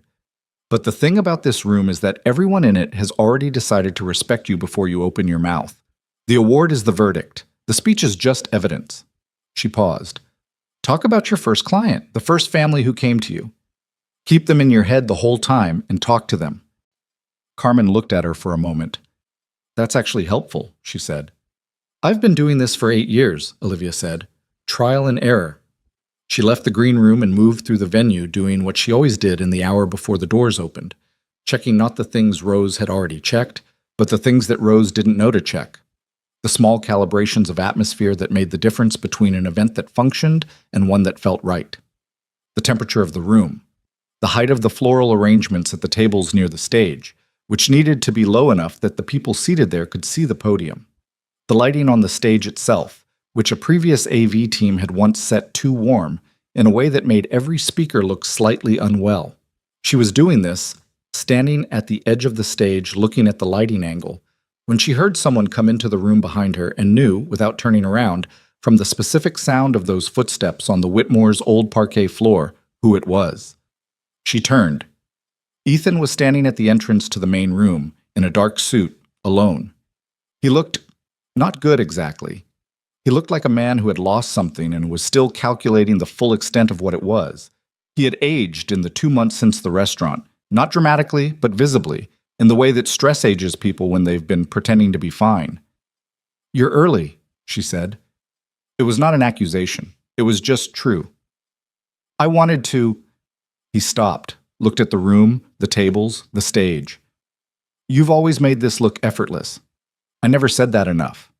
She studied him. "What do you want to talk about, Ethan?" He came further into the room, stopping about 10 feet from her, which felt like the right distance, close enough to be a real conversation, far enough to be a careful one. "I've been trying to figure out how to say something to you for 6 weeks, he said, "and I keep ending up with lawyers and frameworks and settlement language, and none of it is the thing I actually need to say." "Then say it." He put his hands in his pockets, which was what he did when he was nervous. She had noticed that about him in the first month they'd been together, and had never stopped noticing it. "I'm sorry," he said. "Not for the settlement, not for the legal specifics, for what I actually did." He looked at the floor for a moment and then back at her. "I married you knowing things you deserve to know. I let you build a life with someone who was spending 10 years being ashamed of needing what you gave him instead of being grateful for it. And I took things. Not just money, which is documented and will be repaid, but things that aren't in any document: time, consideration. The kind of attention you give something you're trying to make work, even when it isn't." He paused. "I wasted all of it. And I'm not asking you to forgive me for that. I needed you to know that I know what I did." The room was quiet around them. Outside, she could hear the faint sound of arriving cars. She looked at him for a long moment. She thought about everything she could say. The 2011 emails, the conversation with his father, the 10 years of careful management she had given to a marriage that had been built from the beginning on ground that neither of them had fully examined. She thought about the watch, still in its box at home. She thought about the Florence photograph in the hallway that she had not yet decided whether to take down. "I hear you," she said. "Not I forgive you. Not it's all right. Just I hear you." because that was what was true. And she had decided, somewhere in the last 2 months, that she was done with saying things that were almost true as a courtesy. He nodded. He looked like a man who had expected less and wasn't sure what to do with the space she had left him. "I'm going to pay it back," he said. "The money. All of it. I know the settlement schedules it over 7 years, but I intend to do it faster." "That's between you and your accountant," she said. "I know. I just wanted to say it directly." He looked at the stage again. "The work you do here, the foundation, the scholarship programs, I never told you how much it mattered. I used to stand at events like this and think, this is Olivia's thing, not mine, and I'd feel, I don't know, peripheral, like a +1 at my own life." He shook his head slightly. "That was my failure, not yours." She waited to see if there was more. "That's it," he said. "That's all I wanted to say." "Okay," she said. And then, because it was true and she was not interested in being punishing for its own sake, "Thank you for saying it." He nodded once, started to turn, then stopped. "Is she going to be all right?" "Vanessa, I know things have been difficult. I know some of that is the financial situation, and some of it is," he trailed off. Olivia looked at him steadily. "That's your responsibility," she said, "not mine." "Right," he exhaled. "Right, of course." He put his hand briefly on the back of a nearby chair. Not quite a gesture, just the need to touch something solid. "I'll find my table." "The seating chart is at the entrance," she said. "Rose can help you if you can't find it." He walked back toward the entrance, and she turned back to the stage and the lighting angle and the work of the evening, which had not stopped being her responsibility just because Ethan Caldwell had walked into the room and said the things he'd said. She adjusted the lighting herself, because she could, and because moving was better than standing still. The guests arrived in the particular way that New York money arrives at charity events, in waves, by social cluster, the rooms filling in a pattern that was less random than it appeared. Olivia moved through it all with the ease of someone who had done this many times, and who was, tonight, not performing ease, but actually feeling it, which was different and noticeable to anyone paying close enough attention. Sophie Carraway arrived at 7:15, found Olivia near the bar, and looked at her with the directness of someone who had been worried from a distance for 2 months. "You look like yourself," Sophie said. "I feel like myself," Olivia said. "Good." Sophie hugged her, briefly and without ceremony. "Where do I sit?" "Table 3, next to Frank Adler from the Brennan Foundation. He's going to want to talk about the endowment restructuring. You don't have to engage." "I'll be polite and completely vague," Sophie said. "My specialty." Olivia watched her go and turned back to the room. At a table near the far wall, she could see Ethan seated with 3 people she recognized as clients of Caldwell Strategic. Not allies, exactly, not the inner circle, but the kind of professional relationships that functioned as social proof of continued relevance. He was talking, gesturing slightly, performing the version of himself that had always been his best public asset. Engaged, focused, the kind of man who made whoever he was talking to feel like the most important person in the room. Vanessa was next to him. Olivia had not seen her since the restaurant. She looked, from across the room, like someone who had dressed for a performance. The dress more assertive than the occasion required. The jewelry brighter than the room's understated aesthetic called for. She was talking to the woman on her left, with the particular animation of someone working harder than the conversation required. Olivia looked at them for exactly as long as was useful, and then looked away. The program began at 8. Olivia took the stage to open the evening and spoke without notes, as she always did, for 6 minutes. About the foundation's work, about Carmen Reyes, about why financial literacy was not a women's issue, but a human one, and what it meant to build something real in a city that rewarded the performance of success over its substance. She did not look at Ethan while she spoke. She was not avoiding him. He simply wasn't the person the speech was for. The room was quiet and attentive in the specific way that rooms get when the person speaking is saying things that are real rather than crafted. She had given versions of this speech before, but something in it tonight was different, less polished, more direct. The particular clarity of someone who had spent 2 months examining what was real and what was constructed and had come through with stronger opinions about the distinction. When she sat down, the applause was the kind that takes a moment to begin and then builds, which was the best kind. Carmen Reyes gave her speech about her first client, a woman named Gloria who had come in with a shoebox of bills and no idea how to begin, and it was exactly as good as Olivia had hoped it would be. Direct and specific, and human, with the kind of detail that only comes from actually having been there, and the room responded to it with the warmth that real things generate. Afterward, during the dinner portion of the evening, Olivia worked the room the way she always did, table to table, genuine and unhurried, talking about the programs and the scholarship endowment and what the foundation was planning for the next year. She was 3 tables from Ethan's when she heard it. It was not a scene. That was important to understand. It was not dramatic, not loud, not the kind of thing that stopped the room.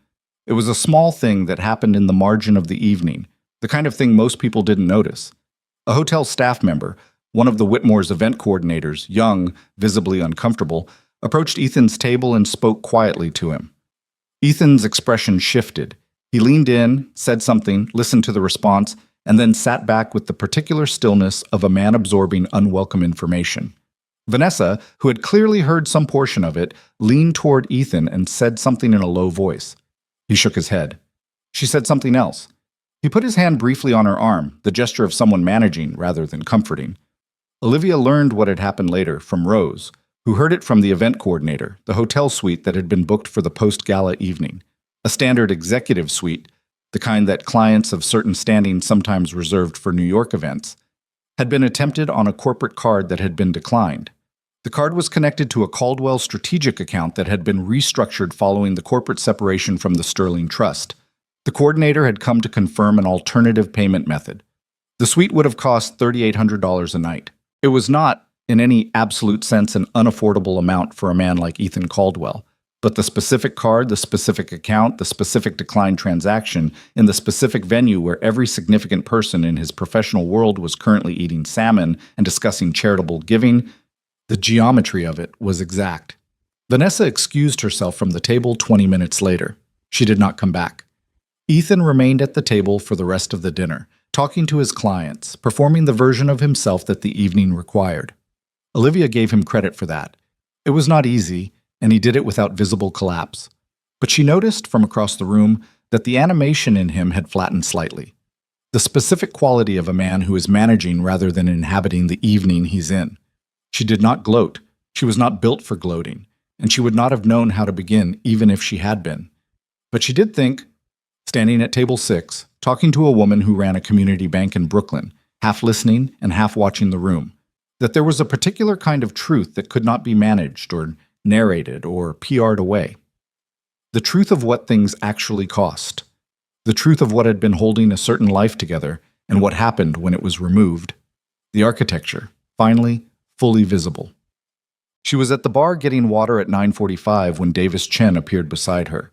She had known he was in the room, had seen him arrive with his wife at 7:30, and had expected this moment, or a version of it, at some point during the evening. "Olivia," he said. He was careful with her, always had been. Not warm, but careful, which in a man like Davis was its own form of respect. "Davis." He ordered a drink, looked at the room rather than at her, which was how he had always conducted difficult conversations, side by side rather than face to face. "How are you holding up?" "I'm fine," she said. "I'm genuinely fine, if that's what you're really asking." "I am really asking." He turned his glass in his hand. "I owe you an apology." She looked at him. "The press piece," he said. "The first one. I didn't commission it directly, but I introduced Ethan to the PR firm that did, and I knew what they were going to do, and I didn't stop it." He was looking at the room, not at her. "I told myself it was protecting the business, protecting the deal we'd been building, but it wasn't right, and I should have stopped it." She thought about the photograph, the profile shot, the caption, the woman who controlled the purse strings. "Why are you telling me this now?" she asked. "Because the deal we were protecting fell apart anyway," he said, with a dryness that she recognized as the closest Davis Chen came to self-criticism. "And because you've been coming to events like this for a decade, and you have never in all that time done anything that deserved what we did." She looked at her water glass. She thought about what she wanted from this, from the apology, from Davis Chen, from this particular conversation at this particular bar, in this particular room. She thought she wanted exactly what she was getting, an honest account plainly stated without excessive decoration. "Thank you," she said. "I mean it." He nodded. "The Boston deal is restructured," he said. "Ethan knows the firm can survive without the Sterling relationship. It'll take time, but Davis?" She said it gently. "That's not my concern." He looked at her then, finally. "No," he said. "It isn't." He picked up his drink. "You've always been cleaner about those distinctions than the rest of us." She stayed at the bar for a moment after he moved away, thinking about what clean meant in a context like this. Not simple, not without cost, just honest about what was hers and what wasn't, what she was responsible for, and what she had to stop carrying because it had never been hers to carry. That was what clean meant. The gala officially ended at 10:30. The auction items had been sold, the pledges collected, the final speeches given. Carmen Reyes hugged Olivia at the end of the evening in the spontaneous, unself-conscious way of someone who had stopped thinking about the room and was just responding to the moment, and Olivia hugged her back and meant it. The guests thinned slowly, as they always did, and Olivia stayed until the last, not out of duty exactly, but because she never left her own events early, had never thought it was right to be the first person out the door of something you had built. She was talking to Rose about the breakdown schedule when she saw Ethan getting his coat near the entrance. He was alone. He had been alone for most of the last hour, his clients having departed in clusters, the social architecture of the evening having redistributed itself without him at the center. He caught her eye across the room. He didn't wave or nod or do anything that required a response. He just looked at her for a moment with an expression she couldn't quite name, not grief, not quite, and not guilt either, something more settled than either of those. Something that looked like the end of a long argument that a person has been having with themselves. Then he put on his coat and walked out. She watched the door close behind him and stood with that for a moment. The last 11 years condensed into a man in a dark suit walking out of a room she had built, and then she turned back to Rose and asked about the catering breakdown timeline, because the evening was not finished, and neither was she, and there was still work left to do. Outside, the December streets were wet with the slush that had been threatening all day. The city gray and glittering under it, taxis splashing through puddles, the particular beautiful mess of New York in winter. Paul was waiting at the curb, as he always was, and when she came through the doors, he had the car door open before she reached it. She got in. The door closed. The city moved around her. She thought about Carmen Reyes in front of a room of 500 people saying the name of a woman named Gloria who had come in with a shoebox of bills. She thought about what it meant to build something from nothing, and what it meant to build something from inheritance, and whether the difference was as large as people pretended or as small as she sometimes suspected. She thought about Ethan walking out of the Whitmore and what he was walking toward, and she found that she hoped it was something real, something actually his, built from what he actually was rather than what he had borrowed and resented. She thought about herself, about the apartment she was going back to, the work that would resume in the morning, the settlement that would be signed before Christmas, and the new year that would arrive shortly after, with all its ordinary, demanding, unspectacular promise. She did not feel triumphant. She had expected, somewhere in the last 2 months, that there might be a moment of triumph, a clean, satisfying sense of having won something. It had not come. What had come instead was more honest and more durable than triumph, the gradual, daily, incremental return of her own clarity. The ability to stand in a room and be fully present in it without part of her being occupied by the management of someone else's ego. The ability to make a decision without factoring in how it would make Ethan feel about himself. It was not glamorous. It was better than glamorous.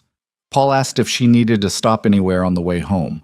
She said no, just home. And the car moved uptown through the wet December streets, and Olivia Sterling looked out the window at the city she had grown up in, and the city she intended to continue in, and felt, somewhere under the exhaustion and the residue of the evening, the specific quiet of a person who has finished one chapter and has not yet opened the next, but can feel the weight of it in their hands and is not afraid. The settlement was signed on the 23rd of December, 2 days before Christmas, in Margaret Chu's conference room on the 34th floor of a building on Park Avenue that looked out over the city in every direction. It was not a ceremonial signing. There was no particular solemnity to it, no moment where the weight of what was happening gathered itself and announced its significance. It was paperwork. A great deal of paperwork, executed in sequence, witnessed and notarized, with Margaret on one side of the table and Gerald Foss on the other, and Ethan and Olivia at opposite ends, both of them reading what they were signing rather than signing without reading, which was, Olivia thought, probably the most honest thing they had done together in years. Ethan arrived 7 minutes late. He apologized to Margaret, not to Olivia, which was appropriate given the context. He looked better than he had at the gala. Not well exactly, but more settled, as though the 3 weeks since that evening had given him time to absorb where he had landed and begin, however tentatively, to build something on that ground rather than fighting against it. The signing took 45 minutes. When it was done, Gerald Foss gathered his documents with the efficiency of a man who had closed files and was already mentally on to the next one. He shook Margaret's hand, shook Olivia's, nodded at Ethan, and left. Margaret excused herself briefly to speak to someone in the outer office, which Olivia suspected was not entirely accidental, a small professional act of courtesy that left the room quiet, and the two of them in it alone for the first time without attorneys managing the air between them. Ethan was looking at the signed documents stacked in front of him. He wasn't reading them. He was just looking at them the way you look at a thing when what you are really doing is trying to figure out what to do with your hands. "How are you?" he asked. He said it simply, without preface. "I'm all right," she said. "Better than all right, honestly. You look it." He said it without bitterness, which she appreciated. The gala it was a good evening. What you've built with the foundation, it's real. It always was. He nodded. He turned his pen over in his hand once, twice. "I've been thinking about what I said to you that night," he said, "at the Whitmore. Whether it was enough. Whether any of it—" "Ethan," she said his name gently, the way you stop someone from going further down a road that doesn't lead anywhere useful. "It was enough. It was what it was. We don't need to refine it." He looked at her. "Do you ever think about what it would have been like if we'd just told each other the truth? From the beginning. All of it." She considered the question seriously. "Sometimes," she said, "but I don't think that version of events was available to us. We were both working with incomplete information about what we'd inherited. Not just money. The way our families had taught us to handle things. The things we'd been told mattered." She paused. "We did the best we could with what we understood at the time. It wasn't good enough. That's what's true." He was quiet for a moment. "I'm going to do better," he said. "Not for you. I know that's not—" He stopped. Started again. "For myself. I need to figure out what I can actually build without leaning on someone else's structure. I think I've been afraid of that my whole adult life." "I know," she said. "I think you have too." It was not a cruel thing to say. It was simply accurate, and they had both earned enough honesty between them to speak it plainly. "Good luck with it," she said, and meant it completely. Margaret came back into the room. The moment closed.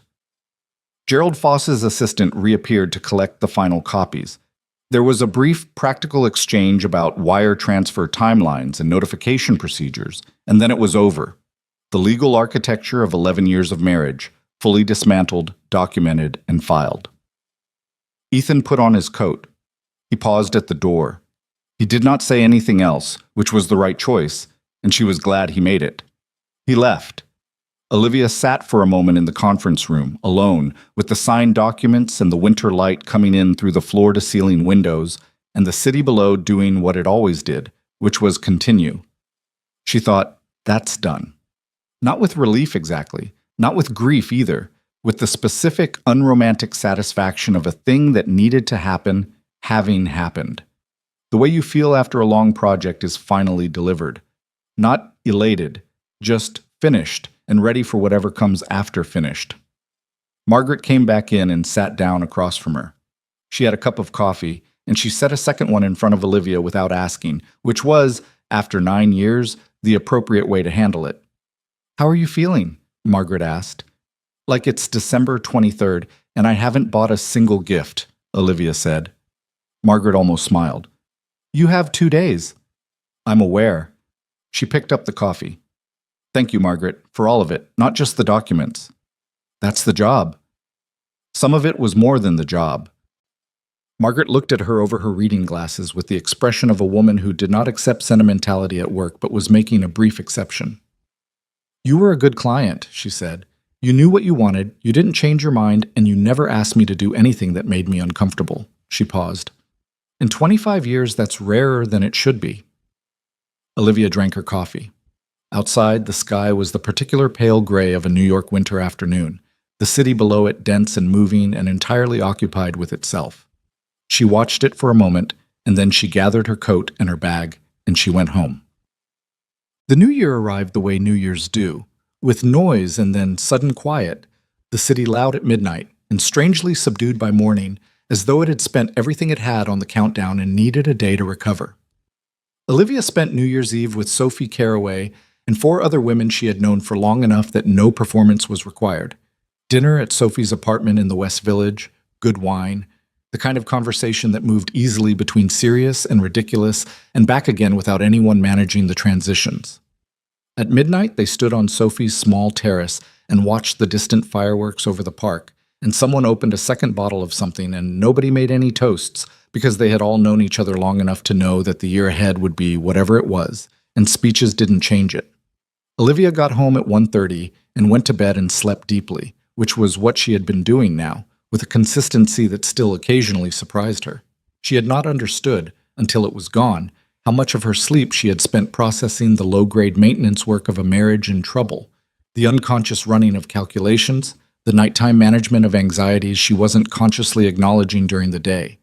Without that, sleep was simply sleep, dark and restorative and complete. January brought the deposition. It was not, in the end, a legal deposition. The settlement had precluded that. It was something more informal and, in some ways, more demanding. A request from the Sterling Family Foundation's board to conduct an internal review of the foundation's governance and asset management in light of the public attention the family name had received in the preceding months. It was a reasonable request, driven partly by genuine fiduciary responsibility and partly by the specific nervousness of board members who had watched the coverage and wanted assurance that the foundation's reputation was not entangled in the personal narrative. Olivia understood this. She also found it mildly exhausting, the way it was always exhausting to have to demonstrate your competence to the same room twice when you had already demonstrated it once. She presented to the full board in the 3rd week of January a comprehensive review of the foundation's financials, program outcomes, governance structure, and forward plan for the next 3 years.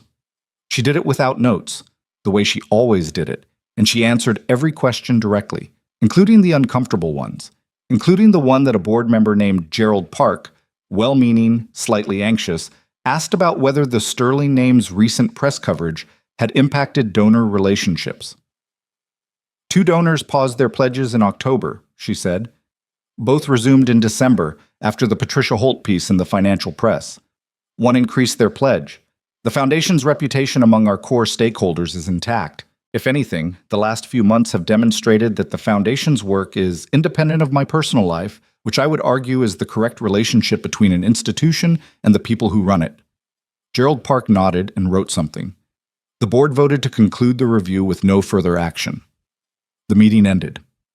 It was only afterward, standing in the lobby waiting for Paul, that Olivia allowed herself to feel the full weight of having had to do that at all. Having had to stand in front of her foundation's board and account for herself because Ethan's affair and her response to it had been turned into a story about her character.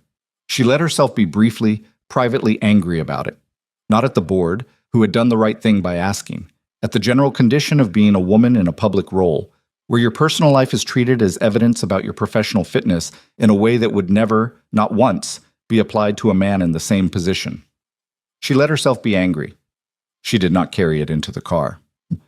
In February, she received a letter. It came by actual mail, paper, envelope, a Connecticut postmark, and was written in the slightly formal handwriting of a man in his 70s who had learned to write when handwriting was still taught as a discipline. It was from Douglas Caldwell.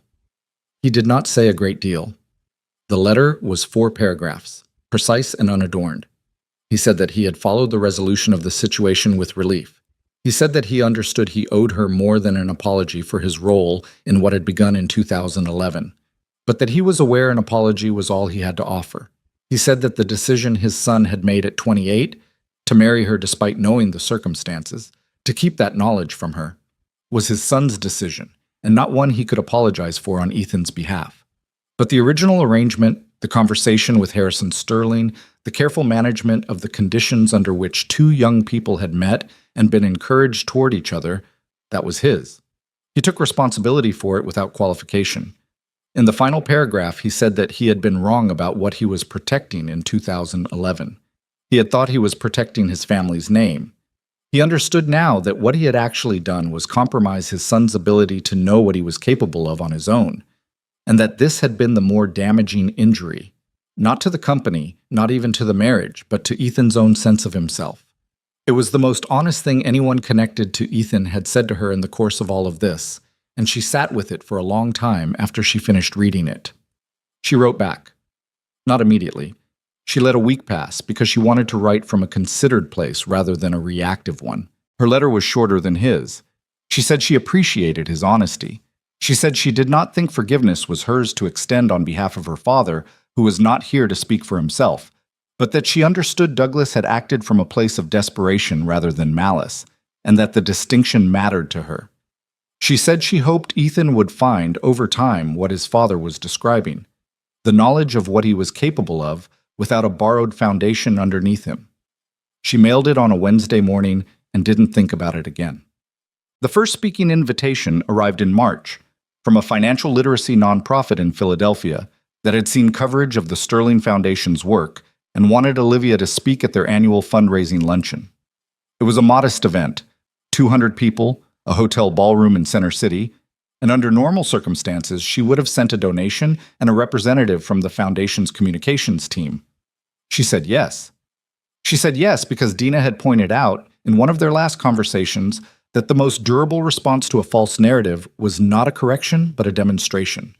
That every room Olivia walked into and spoke plainly in was a room where the controlling billionaire frame had less purchase.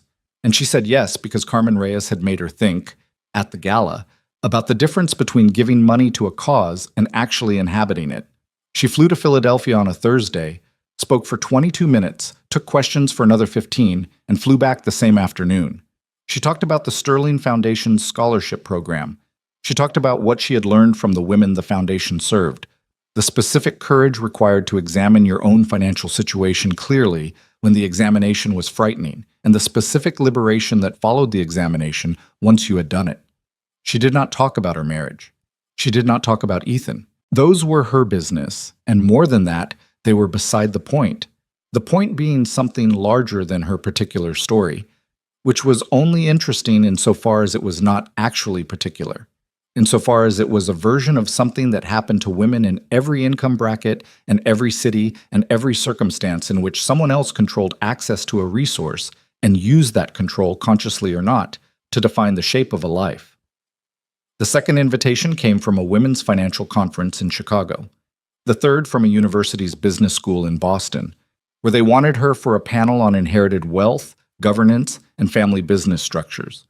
The fourth from a podcast that she had listened to for years and whose host was a woman she had always respected. She did not say yes to all of them. She was not interested in building a speaking career or a personal brand out of what had happened to her marriage. But she said yes to the ones where she had something to actually contribute, where the conversation was substantive rather than performative, where she could say something true and useful rather than something that simply sounded good. Dina, when Olivia told her about the Chicago conference, said, "You understand this is a bigger shift than it sounds." "I know," Olivia said.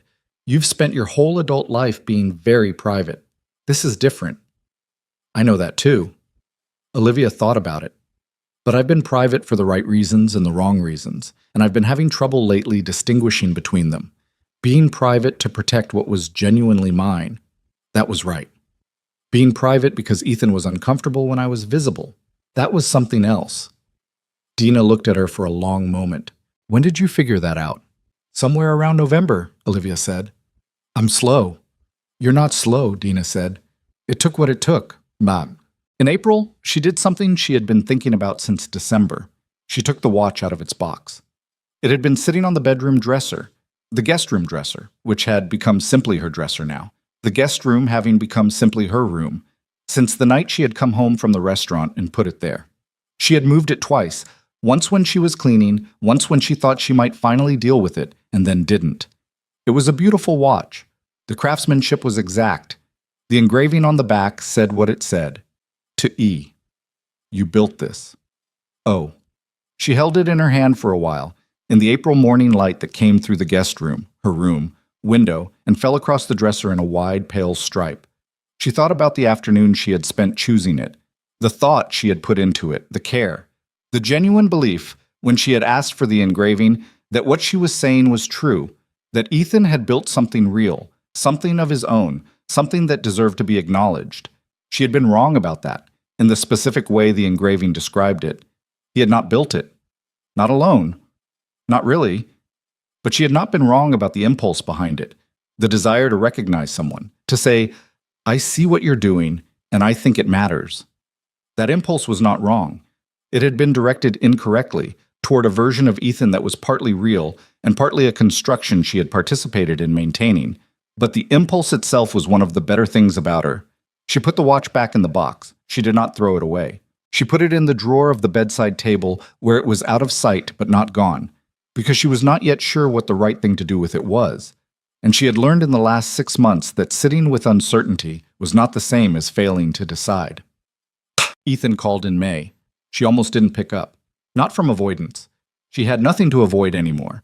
No unfinished emotional business that made his name on the screen feel threatening.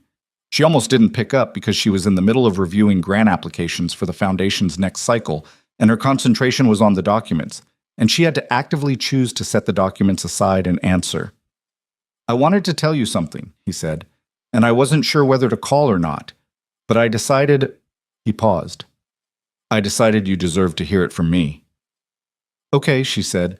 I've been in therapy since January, which I know it's late, and I know that it doesn't change anything between us, but I wanted you to know because I think you always thought I needed it, and I spent years being too proud to admit you were right. She was quiet.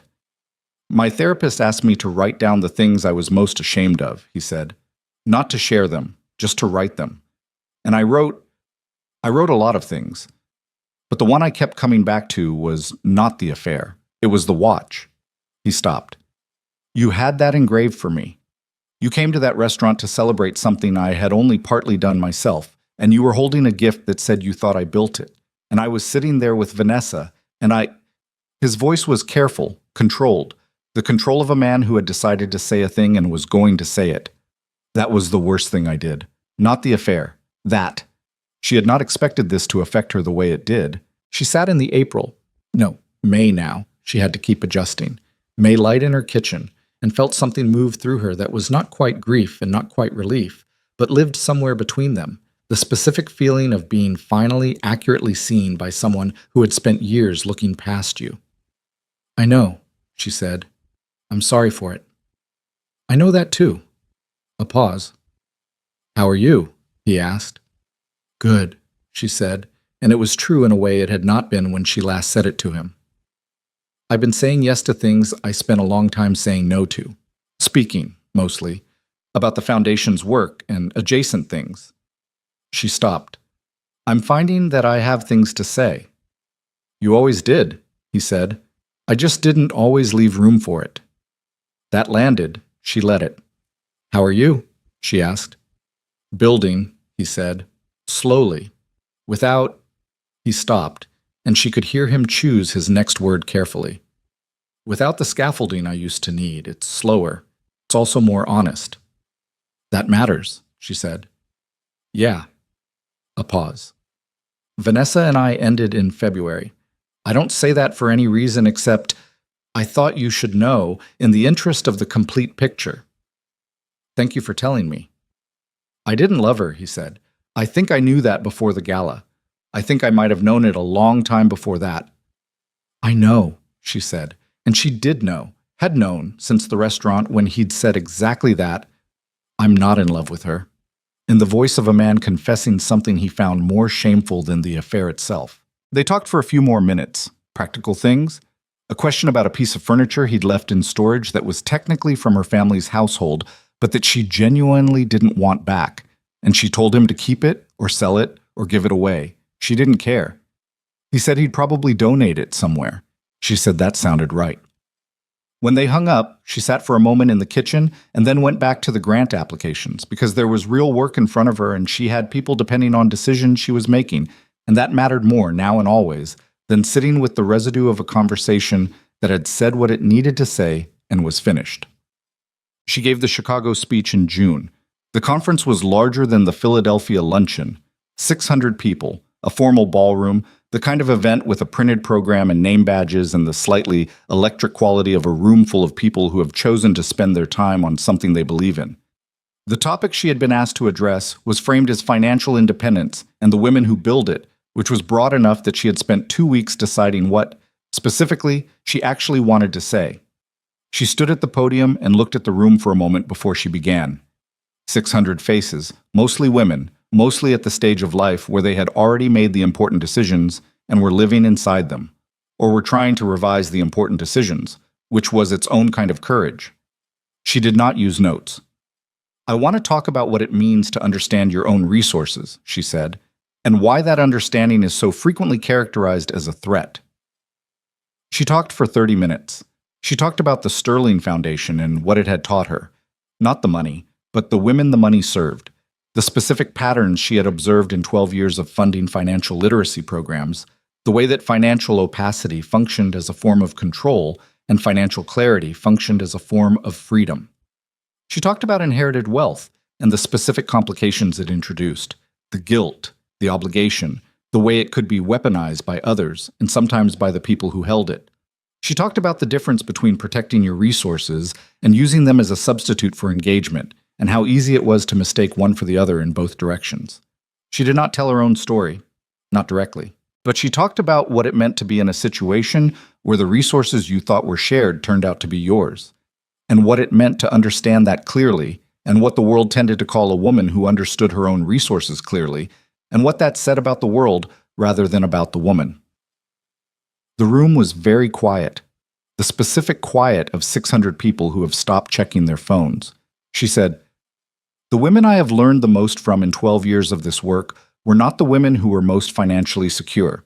They were the women who were most honest, the ones who sat down, sometimes for the first time in their lives, and looked at exactly what they had, and what they owed, and what belonged to them, and what they had been carrying that wasn't theirs to carry.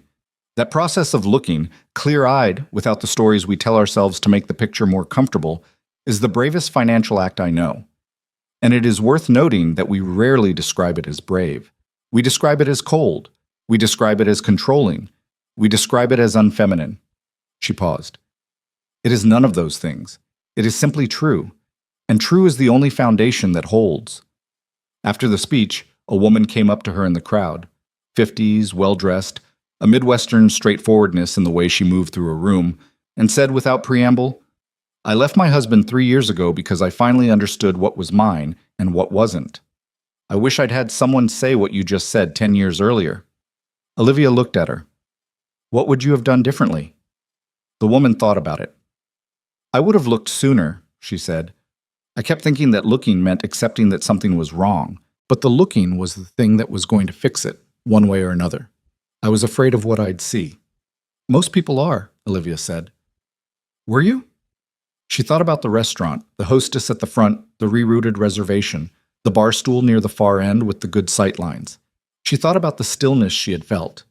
Standing in the entrance of Claridge's Manhattan, watching her husband tuck a strand of hair behind another woman's ear. The clarity of it. The way it had not felt like the beginning of a disaster, but like the end of a long, low-grade uncertainty. "No," she said. "And I used to wonder about that, why I wasn't more afraid. But I think it's because I'd spent 11 years being very careful not to look at certain things. And by the time I finally looked, I was too tired of not looking to be frightened by what I saw." The woman nodded slowly. "That's it exactly," she said. "That's exactly it." The divorce had been final since January. The settlement had been signed in December. The paperwork was done, the assets were separated, the accounts were clean. But the thing that Olivia had been surprised to discover was that the end of a marriage was not a single event. It was a process, gradual and uneven, of disentangling yourself from a version of your own life. There were days in the spring when she walked through the apartment and found things that felt like evidence of a different existence. A book she had bought because Ethan mentioned liking it, a coffee mug from a hotel in a city they'd visited together, the Florence photograph, which she had eventually taken off the wall but not thrown away, which was in a box in the closet, which she would deal with eventually. There was no clean line. She had known, intellectually, that there would not be. What she had not expected was how it coexisted with everything else: the work, the foundation, the Chicago speech, the conversations with women she was learning from, the new rhythms of a life that was entirely hers to arrange. The coexistence was not comfortable exactly, but it was honest. It was the texture of real things rather than the false smoothness of things that had been resolved prematurely. She did not date. This was not a decision she made dramatically or publicly. It was simply that she was not interested yet, and she had stopped treating her own disinterest as something to be managed or explained. She had time. She had work she cared about. She had, for the first time in a long time, the full use of her own company, and she found it considerably less lonely than it had been when she was sharing a life with someone who wasn't actually present in it. Sophie, on a Sunday afternoon in early summer, on a bench in the park, said, "You're different." Olivia was watching a dog chase something it was never going to catch. "Different how?" "You take up more space," Sophie said. "Not in an obnoxious way, just you used to edit yourself, even with me sometimes, like you were calibrating how much of you to let into a room." She paused. "You don't do that anymore." Olivia thought about this. She thought about all the rooms she had calibrated herself in, not just with Ethan, but before Ethan, with her father, with the particular culture of wealth and restraint she had been raised inside, where being too much was considered a greater failure than being too little. The training had been so early and so consistent that she had not always been able to identify it as training. It had felt like character. It had felt like her. She did not know, entirely, where the training ended, and she began. She suspected that was a question without a clean answer. But she was, at 43, considerably more interested in finding out than she had been at 31. When she had married a man at a dinner arranged by two fathers who thought they knew what their children needed, and had turned out to be wrong in ways that had taken 11 years to fully surface. "I'm working on it," she said. "I know," Sophie said. "It looks good on you." Chesa. The Sterling Family Foundation's annual report came out in August, covering the previous year's work. It was a document Olivia had always been involved in closely. Not the design, which she left to people who understood design, but the content, the specific decisions about what the year's work had meant, and how to describe it to the people who supported it. This year she wrote the opening letter herself, from scratch, without drafts from the communications team. She wrote it in the kitchen in the early morning with coffee she remembered to finish, and she wrote it about honesty, about what financial honesty meant and what it cost and what it returned. She wrote about Carmen Reyes and Gloria and the shoebox of bills. She wrote about the women in the foundation's programs who had sat down and looked at their actual numbers for the first time and reported consistently that the looking was both worse and better than they had expected. Worse because the reality was often harder than the story they had been telling. Better because the story had been taking more from them than the reality. She wrote, "There is a particular kind of strength in looking clearly at what you have and what you owe and what belongs to you. It does not require that everything be all right. It only requires that you be willing to see what is actually there. We have been in the business at this foundation of making that kind of seeing possible for women who had been told, in one way or another, that they were better off not looking. Our work says otherwise. Our work says that the truth of what you have is the only ground that holds. Everything else is borrowed." She read it over once. She sent it to the communications team without changes. The report was published in August. A foundation board member forwarded it to 3 colleagues. One of those colleagues mentioned it to Patricia Holt, who mentioned it briefly in her column as an example of a foundation that had found a way to speak about its mission without abstraction. Olivia did not track the mention beyond that, because the letter had said what she wanted to say, and what happened to it afterward was its own business. On the first genuinely warm evening of September, she sat on the terrace of the apartment, a small terrace off the living room that she had always liked and had never, somehow, spent enough time on, with a glass of wine and no particular plan. The city was doing its September thing, which was the best of its things. The light going gold and long, the park below green and crowded, the sense of a new season arriving without the cruelty of winter. She had a board meeting in the morning and a call with the Chicago conference organizers in the afternoon about the following year's program, and somewhere in the week ahead she needed to make a decision about the Florence photograph, which had been in the closet long enough. She thought she might keep it, not displayed, not on the hallway wall, not anywhere that made it a statement, but in the box, in the closet, the way you keep evidence of a thing that happened and mattered and is over. She had been happy in that photograph. The happiness had been real. Whatever else was complicated. It didn't require resolution or renunciation. It just required honest accounting. This happened, it meant what it meant, it is finished, and I am here. She was here. She drank her wine and watched the light move across the park and thought about what the next year would look like.